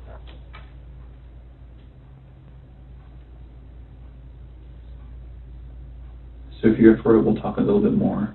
I think we have a picture of, is it Survey 319? I think we have a picture. Kind of walk you through that. I'm sure you have a ton of questions for us about, how your night, month, and week is going to look. So Tammy, I was just telling him, I wanted to show him that picture. Yeah. And then we're going to talk a little bit about how the rest of the night's going to go. That looks familiar to you? What is that? It's the PRC Survey 319. Okay. Whereabouts? Just Sam and the girls. How old is this picture? Today. Last today.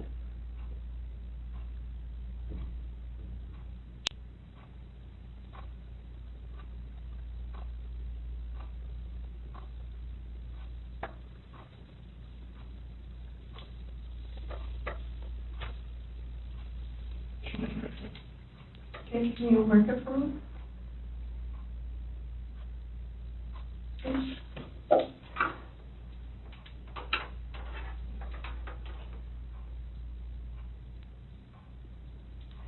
His bird is different, yeah.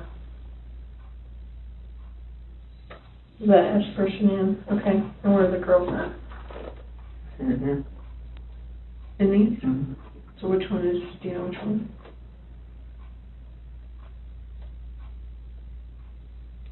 Are they in the tanks? Can somebody who doesn't know what they're doing open those? Okay, it's easy to open. What's in the tanks? It's a mixture of oil and water.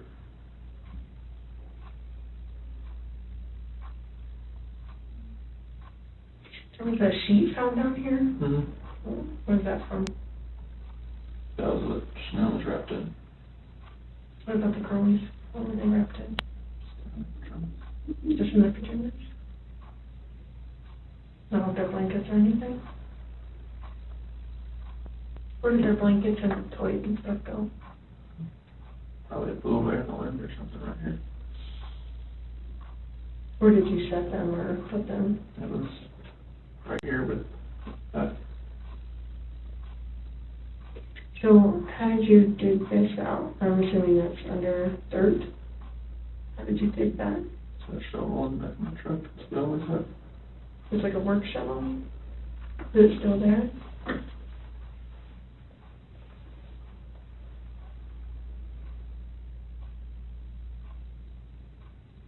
How was Shanann touched? Sure, in the north. So was she got into bed with? Do you remember what color her shirt was or her underwear? I think the shirt was either black or gray. I don't know where it was, probably blue.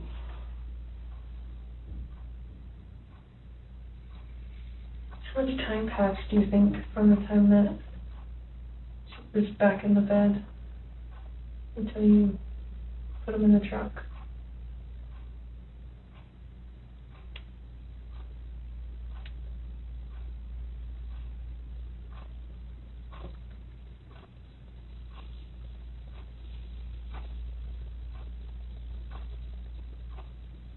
I'm not sure.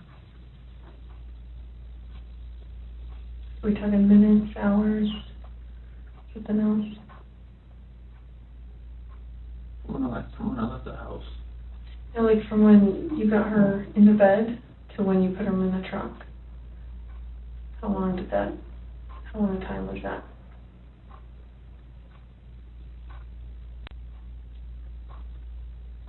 So like from when pushing it in my truck, from the bed to the truck.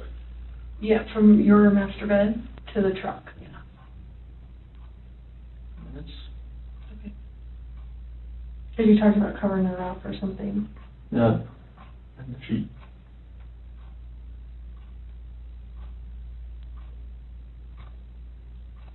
Is there anything else about anything out here that has stuff that you've left in certain spots, or you sure their blankets and toys aren't going to be in there as well?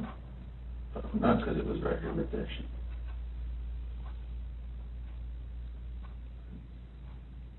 Can you do me a huge favor and just write your name on the bottom?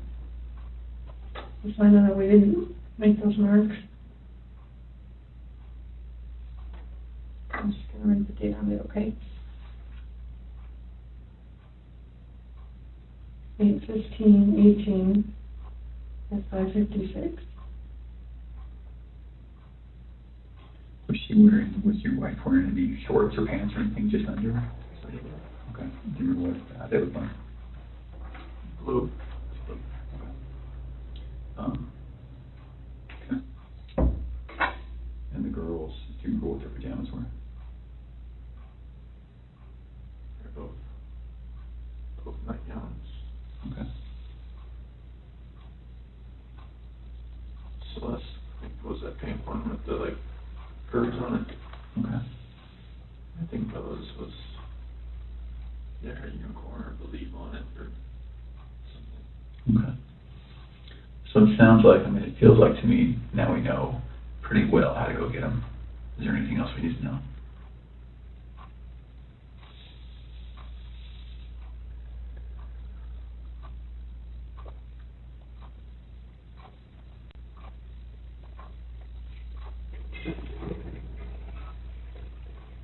About how to to get them?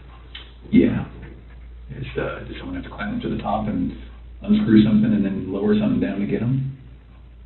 They're like, it's just a hatch on the top, and they're like 20-foot tanks.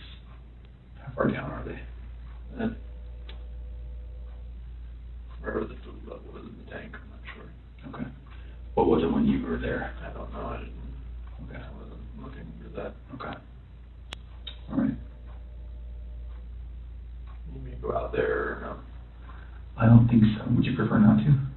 I didn't know if you needed help getting there. Yeah, I don't know. I think once we got that picture, because we didn't really know how much about the location that the other police officers knew, but it sounds like they knew somehow right how to get to 319. So, and I think that's how they got that picture.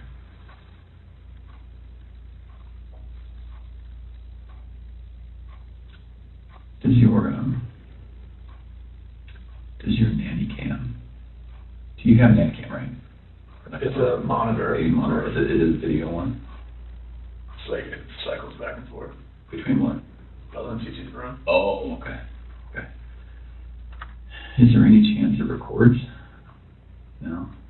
Okay. I'm just wondering, what do you think ultimately made Shanann snap? Just knowing that I had an affair, and she knew, she just needed me to admit it, and I wouldn't admit it. Yeah. Okay. So we just started talking about, I asked him if there's any chance that the nanny cam could have recorded doing what she did. And we were just getting into, what Chris thinks about why she snapped. Mm-hmm. He's just saying, distressed from knowing about the other girl. Knowing, but she didn't really know, right? I mean, They were harsh, but she knew. She just wanted me to admit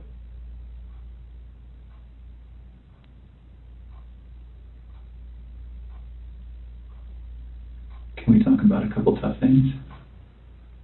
I think we need to get it out of the way and just really get it out, just to make sure you have every chance to explain exactly what happened and we have every chance to ask questions. So the conversation happened. You go downstairs. She's still upstairs. And then you see what? I hear this commotion upstairs, just like, like little noises like that. Okay. Didn't think anything of it.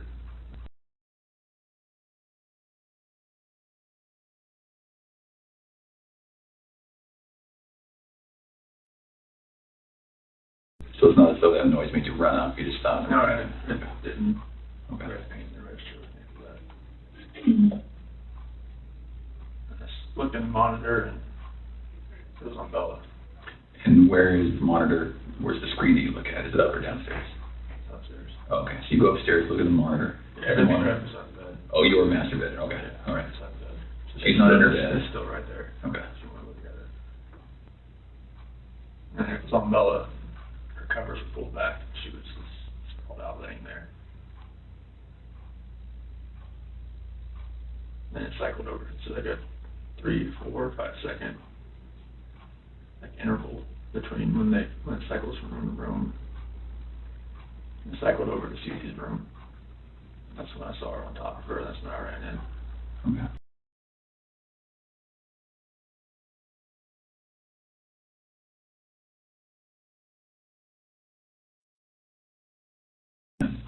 We don't want anything to be incorrect or inaccurate or anything like that. Was your wife on top of Cece? What did that look like? I mean, was she straddling her? Okay. And where were they? In the bed. On the bed. And so your wife was on top. Was she doing this? That's when I was walking out from the back. Okay. So you saw from the back? Yeah. Okay. But she was doing this. It looked like it was like this. Yeah. Okay. And then was Cece face up, face down? What? Off to the side. Oh, she was laying on her side. Okay. And that's when I pulled her off. Okay. She was limping to the blue. Okay. It was She was limp and blue, or limping and blue? Limp and Limp and blue, okay. It's like her body was like, Right, you pick her arm up and it Sure. just falls. okay. And then what happened? I looked at her and I just got on top of her and You got on top of Shanann? did the same thing. Okay. Did you have to knock her down? No. She was already on the ground? I just pulled her off on the bed and Oh, kind of one movement? Yeah. Okay, so it's not as though you I didn't pulled her off? No, like I went up, pulled her down and did that. I didn't know, I lost it Sure. So Okay. Shanann was laying on the ground? on the bed. On the bed. Yeah, like when she was on top of me, I saw what was happening. I pulled her, went down. I was on the bed. The bed. Okay. I'm trying to get it full, clean, you know? I think it's probably a queen of some sort. Okay. I have a picture of it somewhere, I think.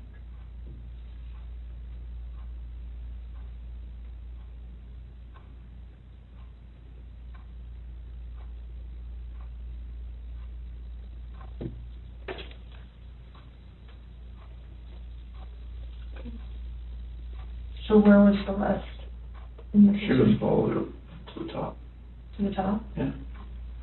And I went in, pulled Shanann down, and it was crossways. Like So she she was was laying laying this this way, as I was.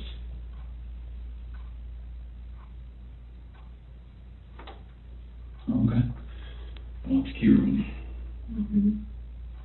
So then, is this picture as you're standing in the doorway to go in? What is that where, okay? And then, so were they closer to this side or this side? She usually sits in the middle. Okay. And then, so your wife was right on top of her, you could just see that. And then did you pull her this way or that way, or So that's where her head was, on this side. right over here? Yeah. On the left as you're looking at it? Okay. Did she put up a fight? I lost it so much that it didn't feel like she did. Okay. You're a pretty strong dude. Was she yelling? Was she screaming? Was she talking? Was she scratching you? Nothing? I didn't feel, I just felt such anger that nothing, I didn't feel anything. Okay. All right. Like if she did, nothing's on me.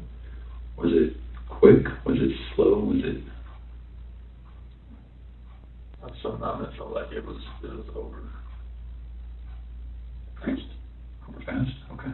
Felt like Is it possible her neck's broken? no, so. Okay. I've never broken her bone, so I don't know. Okay. All right.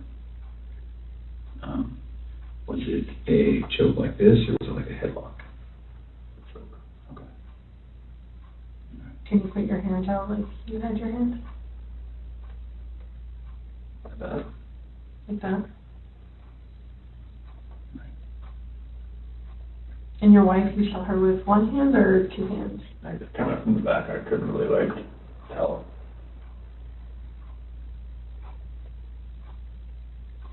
She was on top of her. And the monitor's not color, it's black and white. Well, Yeah. nighttime it's black and white. Okay. When it's dark. Because you went up the stairs, right, to talk to Shanann again? And then, did you think it was weird that she's not in the room where you left her? So I walked in and looked around and saw the monitor and I saw Bella. And then switched over to CT pretty fast and that's when I saw that. Did you have any inkling that between the time that you finished the talk and the time that you found Shanann choking Cece, you had no inkling she was going to do it? Sure. We both love those kids more than you know. Okay. I mean, people in my family have always said she's unstable. My friends have said she's unstable, but I never would have thought in years. Who says she's unstable? My family, my friend Mark, people that have seen her around me. I don't want a bad picture of her. Well, it doesn't look good, I'm not gonna lie. Looks actually pretty bad. And, go it possible that when we get these girls, you know, Bella, Cece, and Shanann, is it possible when we get them that we're going to see anything other than the cause of death being her hands? Okay. And what I mean by that, and I should be very clear, is that it's some of it's hard to believe that your wife did it, right? You can imagine that. Okay. So is it possible that maybe she did one, and then you got Shanann, so you did to Shanann what she did to one of your daughters, and then you had to just do it to the other one? Okay. So is that's not what happened? No. Okay. Is it possible that, is there any other way where we might see your hands on the girl's neck? No. Okay. And you know what I mean? Because when we find their little bodies, we're going to see the diameter of someone's hand and someone's fingers, right? So is that at all possible we're going to see yours? No. Okay. All right. And I know it's hard, and I know you're probably getting angry at my question, but we have to ask. Okay.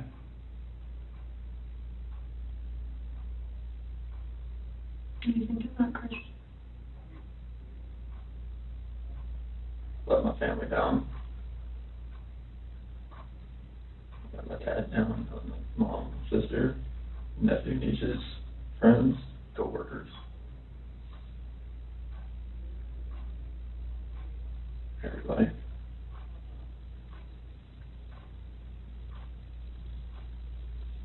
Can I ask you another tough question? And just get it all on the table. When you see Shanann choking, strangling Celeste, and you get her off of Celeste, do you think about calling an ambulance? How come? That's what I see you back in there, blue and limp. Mm-hmm. I've never seen something like that in my life. I mean, she just like way over, like nothing wasn't moving at all, no gasp of breath. She was totally just blue. So Chris, doing this job for a long time, I know. I know a lot about psychology and as far as like what people are thinking, and most parents will never even want to fathom that their kid is dead. Even if their kid's stiff, blue in bed, I mean stiff like been dead all night, they still call an ambulance to see if someone can revive their child. And when the ambulance gets there and they're like, gosh, their kid's been dead all night, like there's nothing we can do. And the parents are like, why are you not doing something? What are you talking about? So that's what we're used to. So that's why I want you to explain to me like what was going on in your head and The rage that I felt for what she did, it just took over.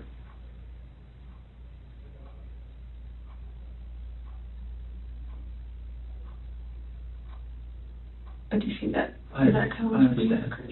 I see where you're coming from. Most parents would still try and call. I see where you're coming from.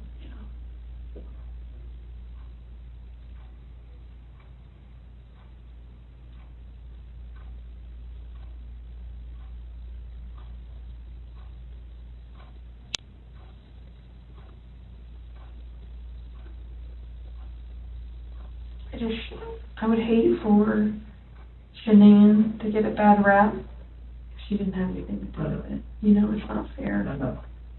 It's not fair. Like, enough bad stuff has happened. I know. Like, we need to stop the bad stuff from happening. So, do you want to tell us the truth? That is true.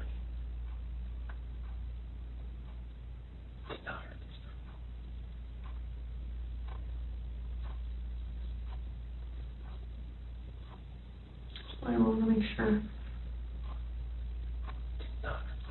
So you're good with the public knowing that Shanann killed her daughters? I did not hurt these girls. Are you okay with the public knowing that Shanann? Yes, because I did not hurt these girls.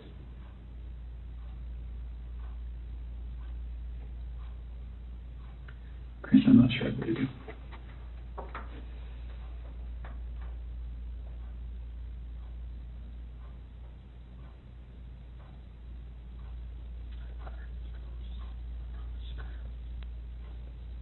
I don't think you meant to.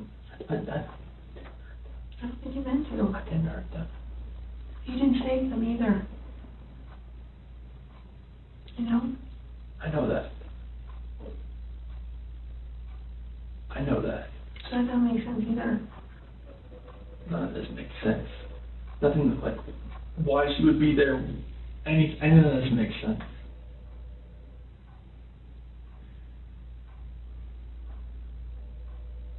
Are you sure Shanann didn't touch you and so No, my God, no. Chris, you can imagine that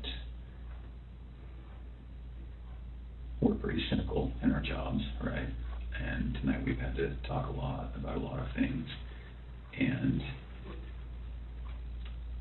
don't get mad, but what it looks like is that you found a new life, and the only way to get that new life was to get rid of the old life. And I think that you killed these girls before their mom came home, and then killed Chanel. That's what we're kind of left, that's what we have to believe, because it just doesn't make sense. I mean, to her point, if I walked in and my kid was decapitated, I'd call an ambulance, Mm-hmm. right? So Knowing there's no hope. it just doesn't make sense. It just doesn't add up.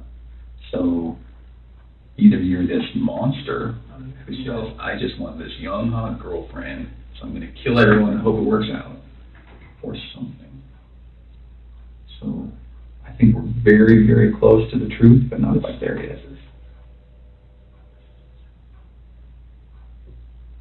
So if you're not that monster, I'm not a monster. I didn't kill my babies. okay.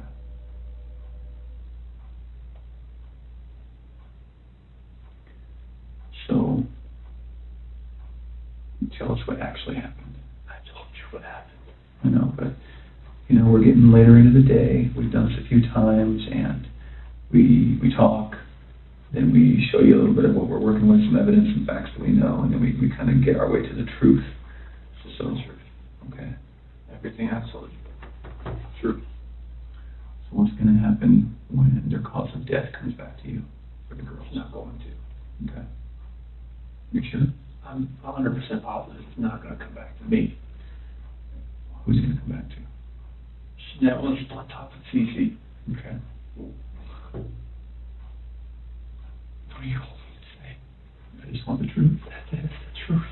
And then what about Bella? Bella was laid out, sprawled on her bed. Okay.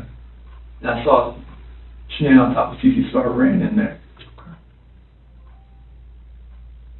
And what happens when a coroner looks and says, sees your fingerprints on their neck? I'm not going to be my fingerprints. Okay. What's it going to be?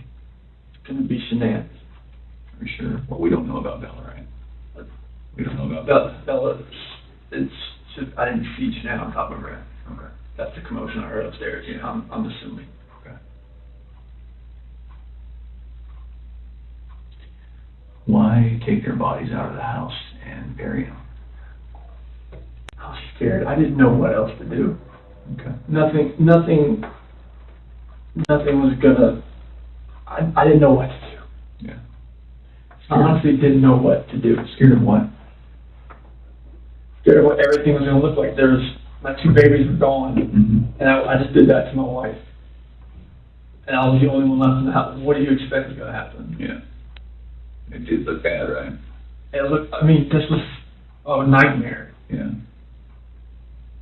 Okay. I think as many problems as you've had with Shanann, at the end of the day, she seemed like she was a pretty good mom, right? I was a pretty good dad as well. You never really know a person until you don't know a person.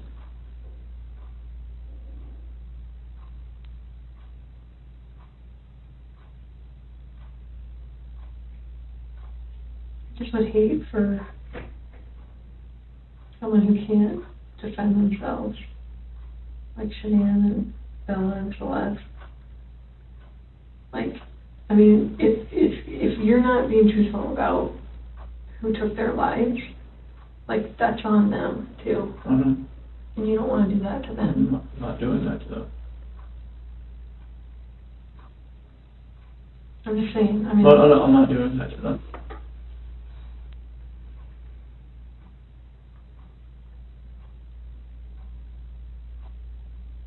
I do think you were a good dad. I think Shanann was a good mom. I think you guys were doing everything you could possibly do for those girls. I mean, look at them. Mm-hmm. Why didn't you put Shanann in the tanks?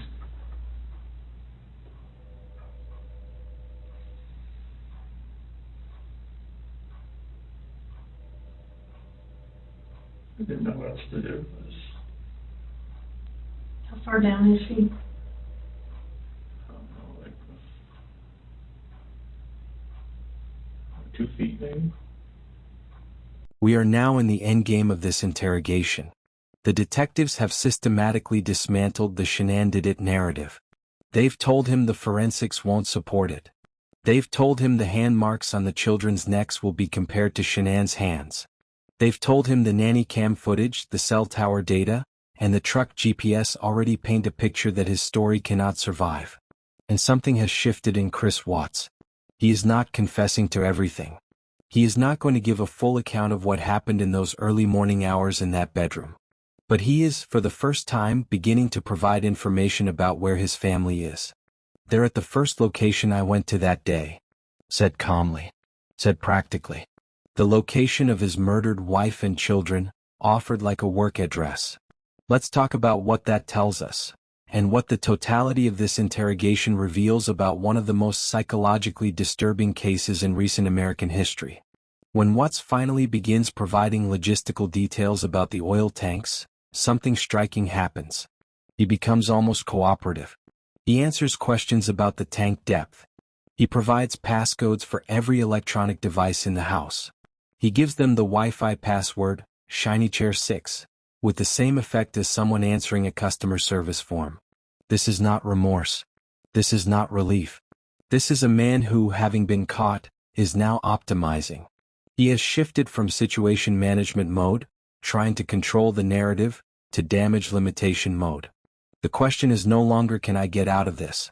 The question is now how do I look while I can't get out of this. Notice what he asks for in these final minutes. He asks the detectives not to drag Nikki through the mud. He expresses concern about what his co-workers will think.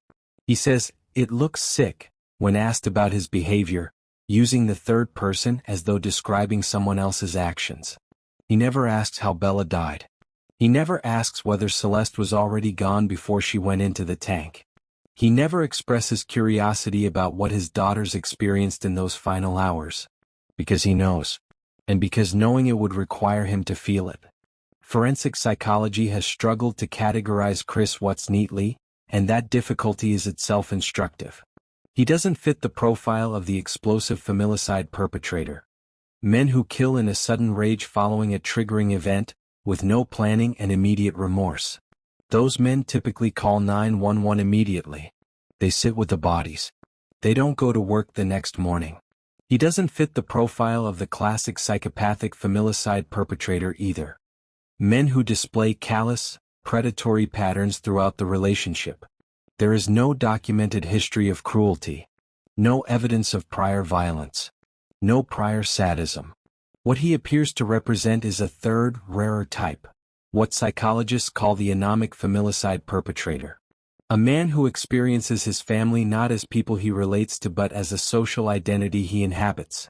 And who, when that identity becomes incompatible with what he wants, cannot find any other solution. In this model, Shanann, Bella, and Celeste were not killed because he hated them. They were killed because their continued existence prevented the other existence he wanted. The distinction is not semantic. It changes everything about how we understand the crime. Nikki Kessinger has said repeatedly and credibly that she had no knowledge of what Chris Watts was planning. The evidence supports this. She was a vehicle, not a co-conspirator. But psychologically, she is important to understand. Watts describes what he felt for her as something he had never experienced before. I saw her and she took my breath away. This is the language of infatuation, not love. Psychologists who work with men who destroy their families for new relationships note a consistent pattern. The new relationship is experienced as a revelation, a rescue, an awakening. The existing family, by contrast, begins to be experienced not as loved ones but as obstacles, as the walls of the prison. This perceptual shift, from my family to my prison, is the most dangerous psychological transformation in the familicide pathway. And it happens quietly. It happens in the mind of someone who appears, to everyone around him, to be completely fine. From a tactical standpoint, this interrogation deserves study. The detectives never yelled. They never threatened. They never promised leniency. They built Chris up, gave him an off-ramp through the Shannon narrative, let him take it, and then gradually, methodically removed the structural supports of that story until it collapsed. The psychological principle at work is called motivated self-disclosure. The idea that, under the right conditions, people will disclose things they intend to hide, because the need to be seen as good overrides the survival instinct to stay silent. Chris Watts sat in that room without a lawyer. He voluntarily submitted to a polygraph. He voluntarily answered every question for hours. And the reason, the stated reason in his own words near the end, is telling. That's the reason why I came in without a lawyer. I didn't want it to look like something was going on. He wasn't there to confess. He was there to perform innocence. And the performance collapsed not because the evidence was overwhelming, though it was, but because his psychological structure, built on the foundation of I am a good man, ultimately could not sustain a reality in which he says nothing while his daughters are at the bottom of oil tanks. The Watts case sits at the extreme end of a spectrum that begins with something far more common. Men who cannot tolerate the consequences of their choices, who manage conflict through absence or silence rather than engagement, and who treat the people closest to them as extensions of their identity rather than as autonomous human beings. Shannon Watts was a woman who loved her husband, her daughters, and her life. She made YouTube videos about her family. She had a pregnancy announcement planned. She came home from a 5-week work trip in the middle of the night and went upstairs to the bedroom she shared with her husband. She had no idea she was in danger. And that is the most important psychological lesson in this case. The man most likely to kill a woman is not the stranger. It is not the obvious abuser. It is, statistically, the partner, particularly during pregnancy, particularly when there is relationship transition, and particularly when the man has no external outlet for the pressure he is under and no internal capacity to tolerate it. How long did it take you to dig that? No. Give me an idea. 20, 30 minutes. Does anyone ever, go up this ladder and, look in tanks? Mm-hmm. So, how are you going to avoid that? Or is it you that does that? Anybody that goes to the location. How often is that done that those tanks are checked? Depends if they're getting enough oil or whatnot. Once a week, maybe. So do you want someone to find them? I didn't know what else to do. That was the location I was going out to that morning. Anyway. And I didn't know what else to do. So you weren't thinking that far ahead? No. Okay.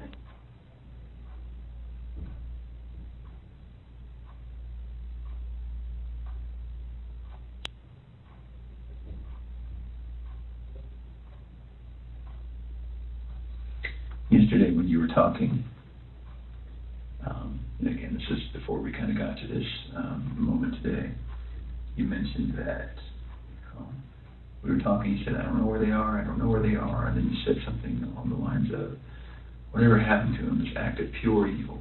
What does that mean? It's this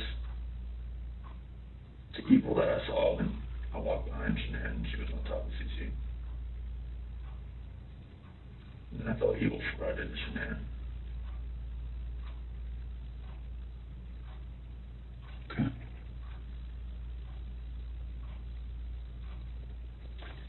So, one other thing that doesn't make sense to me is, well, I don't know.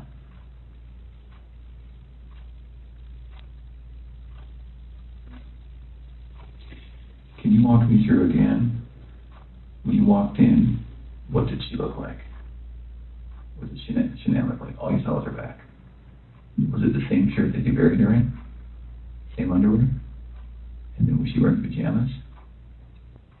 Chanel? Yeah. No, that's what she sleeps in. Oh, she sleeps in her underwear. Okay. And no pajamas, no shorts, nothing like that. So then, when you grab her, just as is, that's how she gets to the truck, that's how she gets to the site. Okay. So did Shanann ever go to bed? Like when I put her back in the bed. No, like when she got home. Did any of that happen where she got into bed and then you woke her up at 4? Like, is all of that true? Because it looks like there's some purchase of some hair care products at like 2:30 in the morning. Do you know about that? Hair care products. And her credit card was denied? No. You said you don't really use the credit card, so the probably My credit card, no. Would you have bought hair care products at 2:30 in the morning that morning? No. Did she get mad at you because there's no money when she woke up? Like, was that part of the... This is the first I've heard of that. Okay. As far as hair care products and the card being denied. Okay. And I'm not lying about that, that's why I'm asking. That is something that came up.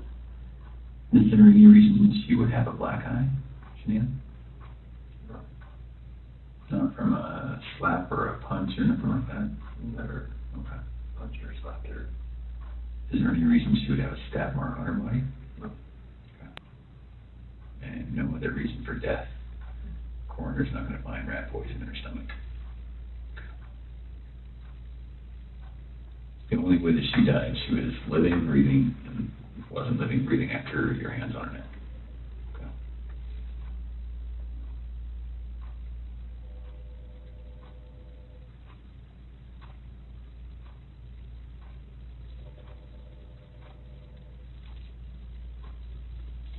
What were you talking to Nikki about before your wife got home? Before she got home? You talked for like several hours. I think our day, we talked a lot. Conversations, random conversations. We talk a lot. Does Nikki know about any of this? Seriously. No, she doesn't know, like, I mean, she knows, like, from the news and everything like that. Mm-hmm. Anything else? You can share with her anything? Does she know your wife was pregnant? She does now. And I told her that. She didn't know at the time? How come you didn't tell her? I was scared too. Felt like, you know, like she wouldn't even like gone on a date with me, and she knew that. So it's. Did she know you were married with kids? Yes. Okay. But just not pregnant kids? I told her that, you know, like we had actively tried before we met. Oh, try to get pregnant. Okay. So she knew that. You can imagine that when we go talk to people going forward, everyone's going to try to distance themselves from any of this. Yes. And so what's going to happen when Nikki says, no, it was our plan to kill everyone and run off together? She's not gonna say that. Okay. We're gonna talk to her. Absolutely. I have to. So can we get ahead of that for you? Can we get all of that out right now? I mean, so are you sure she's not going to say, oh, I kind of knew he was going to kill him? No. She's not going to say that? No. Okay.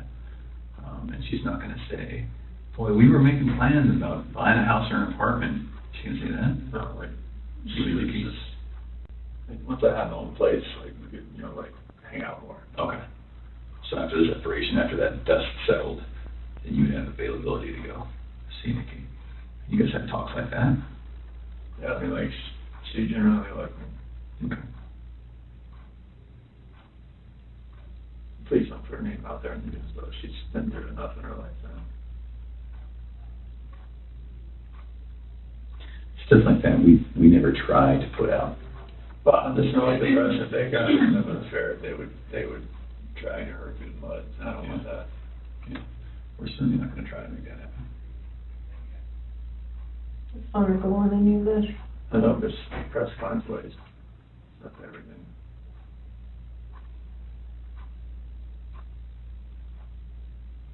So what do you think about everything now?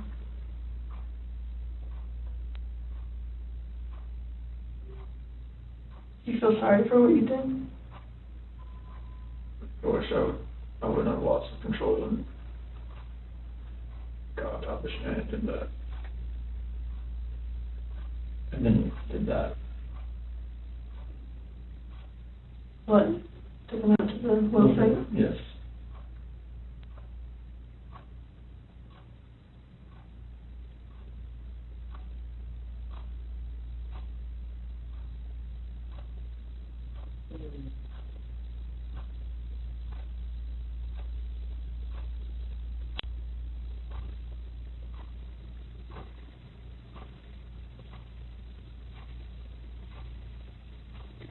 So after we look at their bodies, we're gonna have a lot more questions.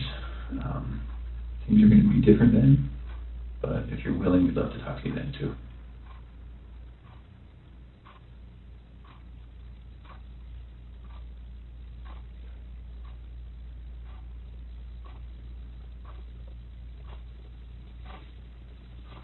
You did really good today, Chris. Really good. I think you had about 24 hours of just a hellish nightmare thrust upon you, and you certainly did what you did, but I think you took a lot of steps to make it better today. Sorry I lied to you last night. I'm sorry I lied to you today. Not okay. I thought you were here for a reason. Well, there's a reason why I came in, because it's the reason why I didn't come in with a lawyer either. So it's like, and this gonna happen. So I appreciate that.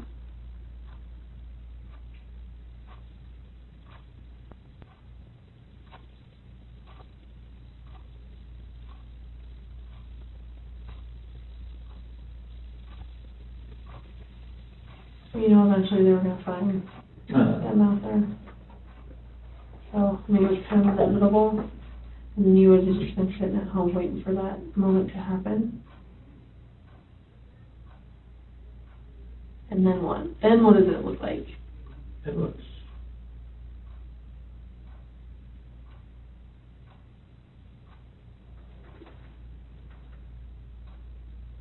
Probably just.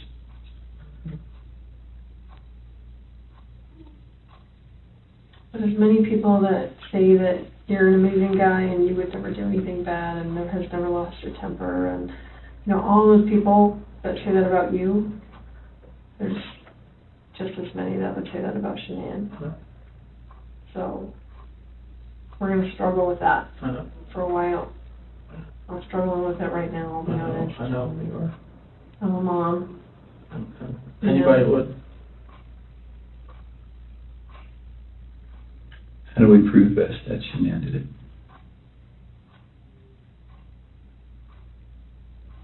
Came.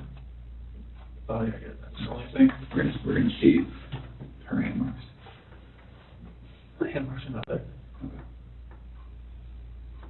Are there going to be hand marks? Like, they weren't smothered, do you think? I shouldn't have been smothered, no.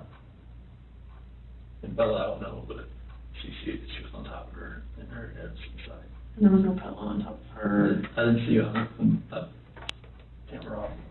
I didn't see one on top of her. Why were there sheets in the trash in the kitchen? Because those are the same ones out there. I didn't know what else to do. And eventually you're going to find Shanann. I mean, you guys. So was she still wrapped in the sheet and down in here? It was just laying off to the side. Or maybe the wind took it. So it's right here now. Yeah. It was just next to the side. Like you didn't even try and hide that? I was so scared, I didn't know what to do. Did someone come upon you or something? No, I mean, Were you afraid they were going to start showing up? I knew they were on their way out there, but I mean, it's a long way out there. So I know, before I forgot, I know that they collected a lot of electronics out of your house, Mhm. like routers and that kind of stuff. Like, that's not gonna show that she was using her phone, like, at a time that you said Mhm. she was strangling the kids or Mhm. something, right? Okay. What is the password to, like, all the electronics in your house? I know there was an iPad, iPad should be 2385. 2385. There's not one for the Apple Watches, is there? Should be 2385. Is that for yours too? 3387.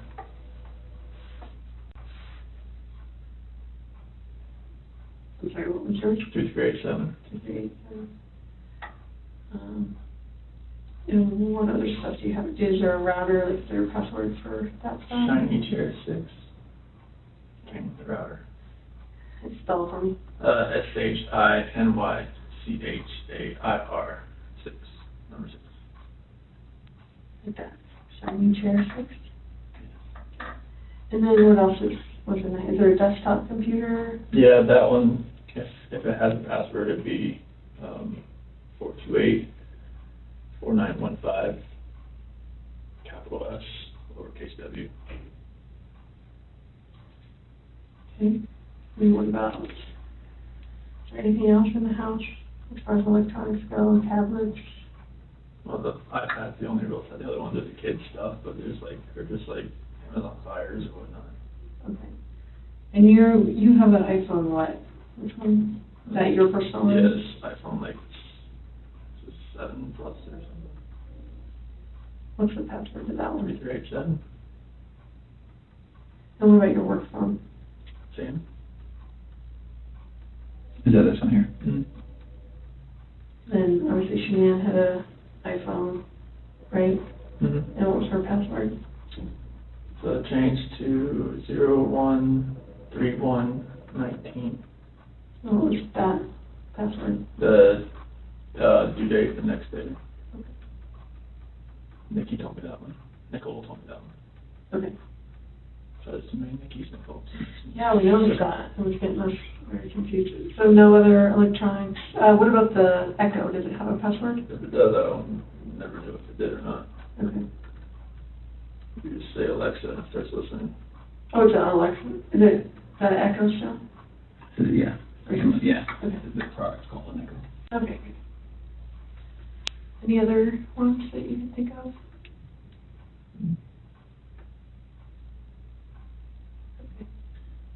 Where do you guys bank? Chasing USA. Which one was the, when you went out to dinner with Nikki? Chase. That was Chase. And USAA, is that mortgage, is that bank, is that? Chase is our mortgage lender. Okay. Do you have checking through them too, right? Yes. What do you guys use USAA for? We use that to pay mortgage too, but it's just another, she had that before she met me. Okay. And then the accounts that you had personally, beyond all of this? Okay.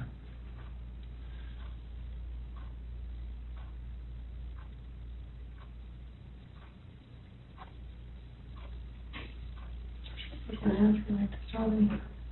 You're a blank.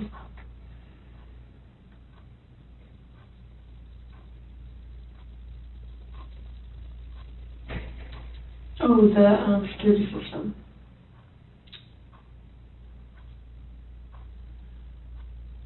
There's a Vivint, right?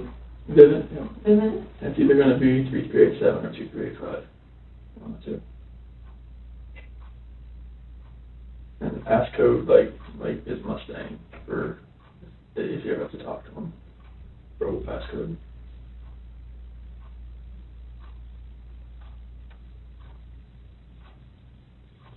And then what email is associated with that? ShanannWatts@gmail.com.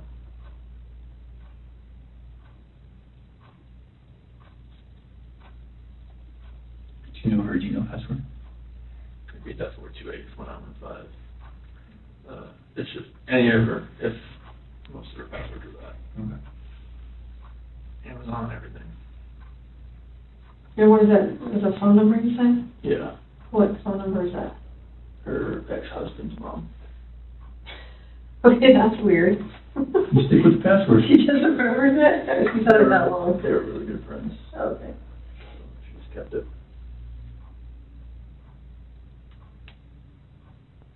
Do you have any other questions for us? Here's the bathroom. Yes, of course. We need to do one quick thing. Now that we know what we know, we're going to, I need to check that you don't have any weapons on you or anything like that. Do you have any weapons on you? Okay. We'll do that. We'll go to the bathroom. I'm not gonna go in the stall with you, but I'm gonna go with you. And then we'll come right back here and we'll make a decision about how the rest of the night goes. All right, so you might stand it up so I can check.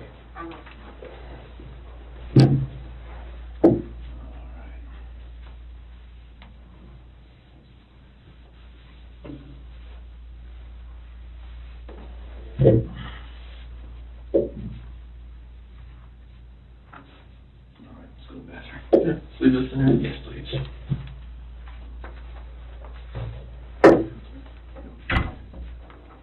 Yeah, that way. There you go. Take a right.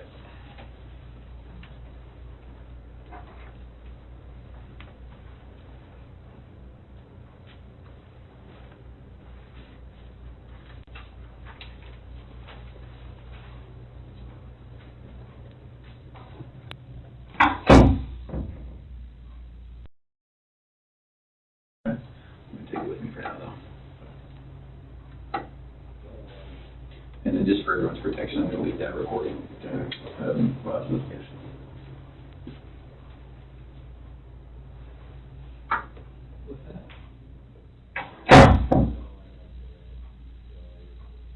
Toward the very end of this interrogation, one of the detectives says something quietly devastating. You know, eventually they were going to find them out there. And you were just sitting at home waiting for that moment to happen. Chris Watts doesn't deny it. He had gone to work the next morning. He had given media interviews. He had stood on his porch and told reporters he hoped his family came home safely. And in the back of his mind, every moment he knew exactly where they were. The psychological term for the state Watts was living in during those days is cognitive dissociation, the ability to functionally operate in one reality while carrying full knowledge of another. It is a capacity that most humans do not have. And in Chris Watts, it operated not as a symptom of illness but as a personality feature, one that had been building quietly, invisibly for his entire adult life. The girls' names were Bella and Celeste. Shanann was 15 weeks pregnant with a boy they were going to name Nico. We say their names because Chris Watts spent this entire interrogation avoiding them.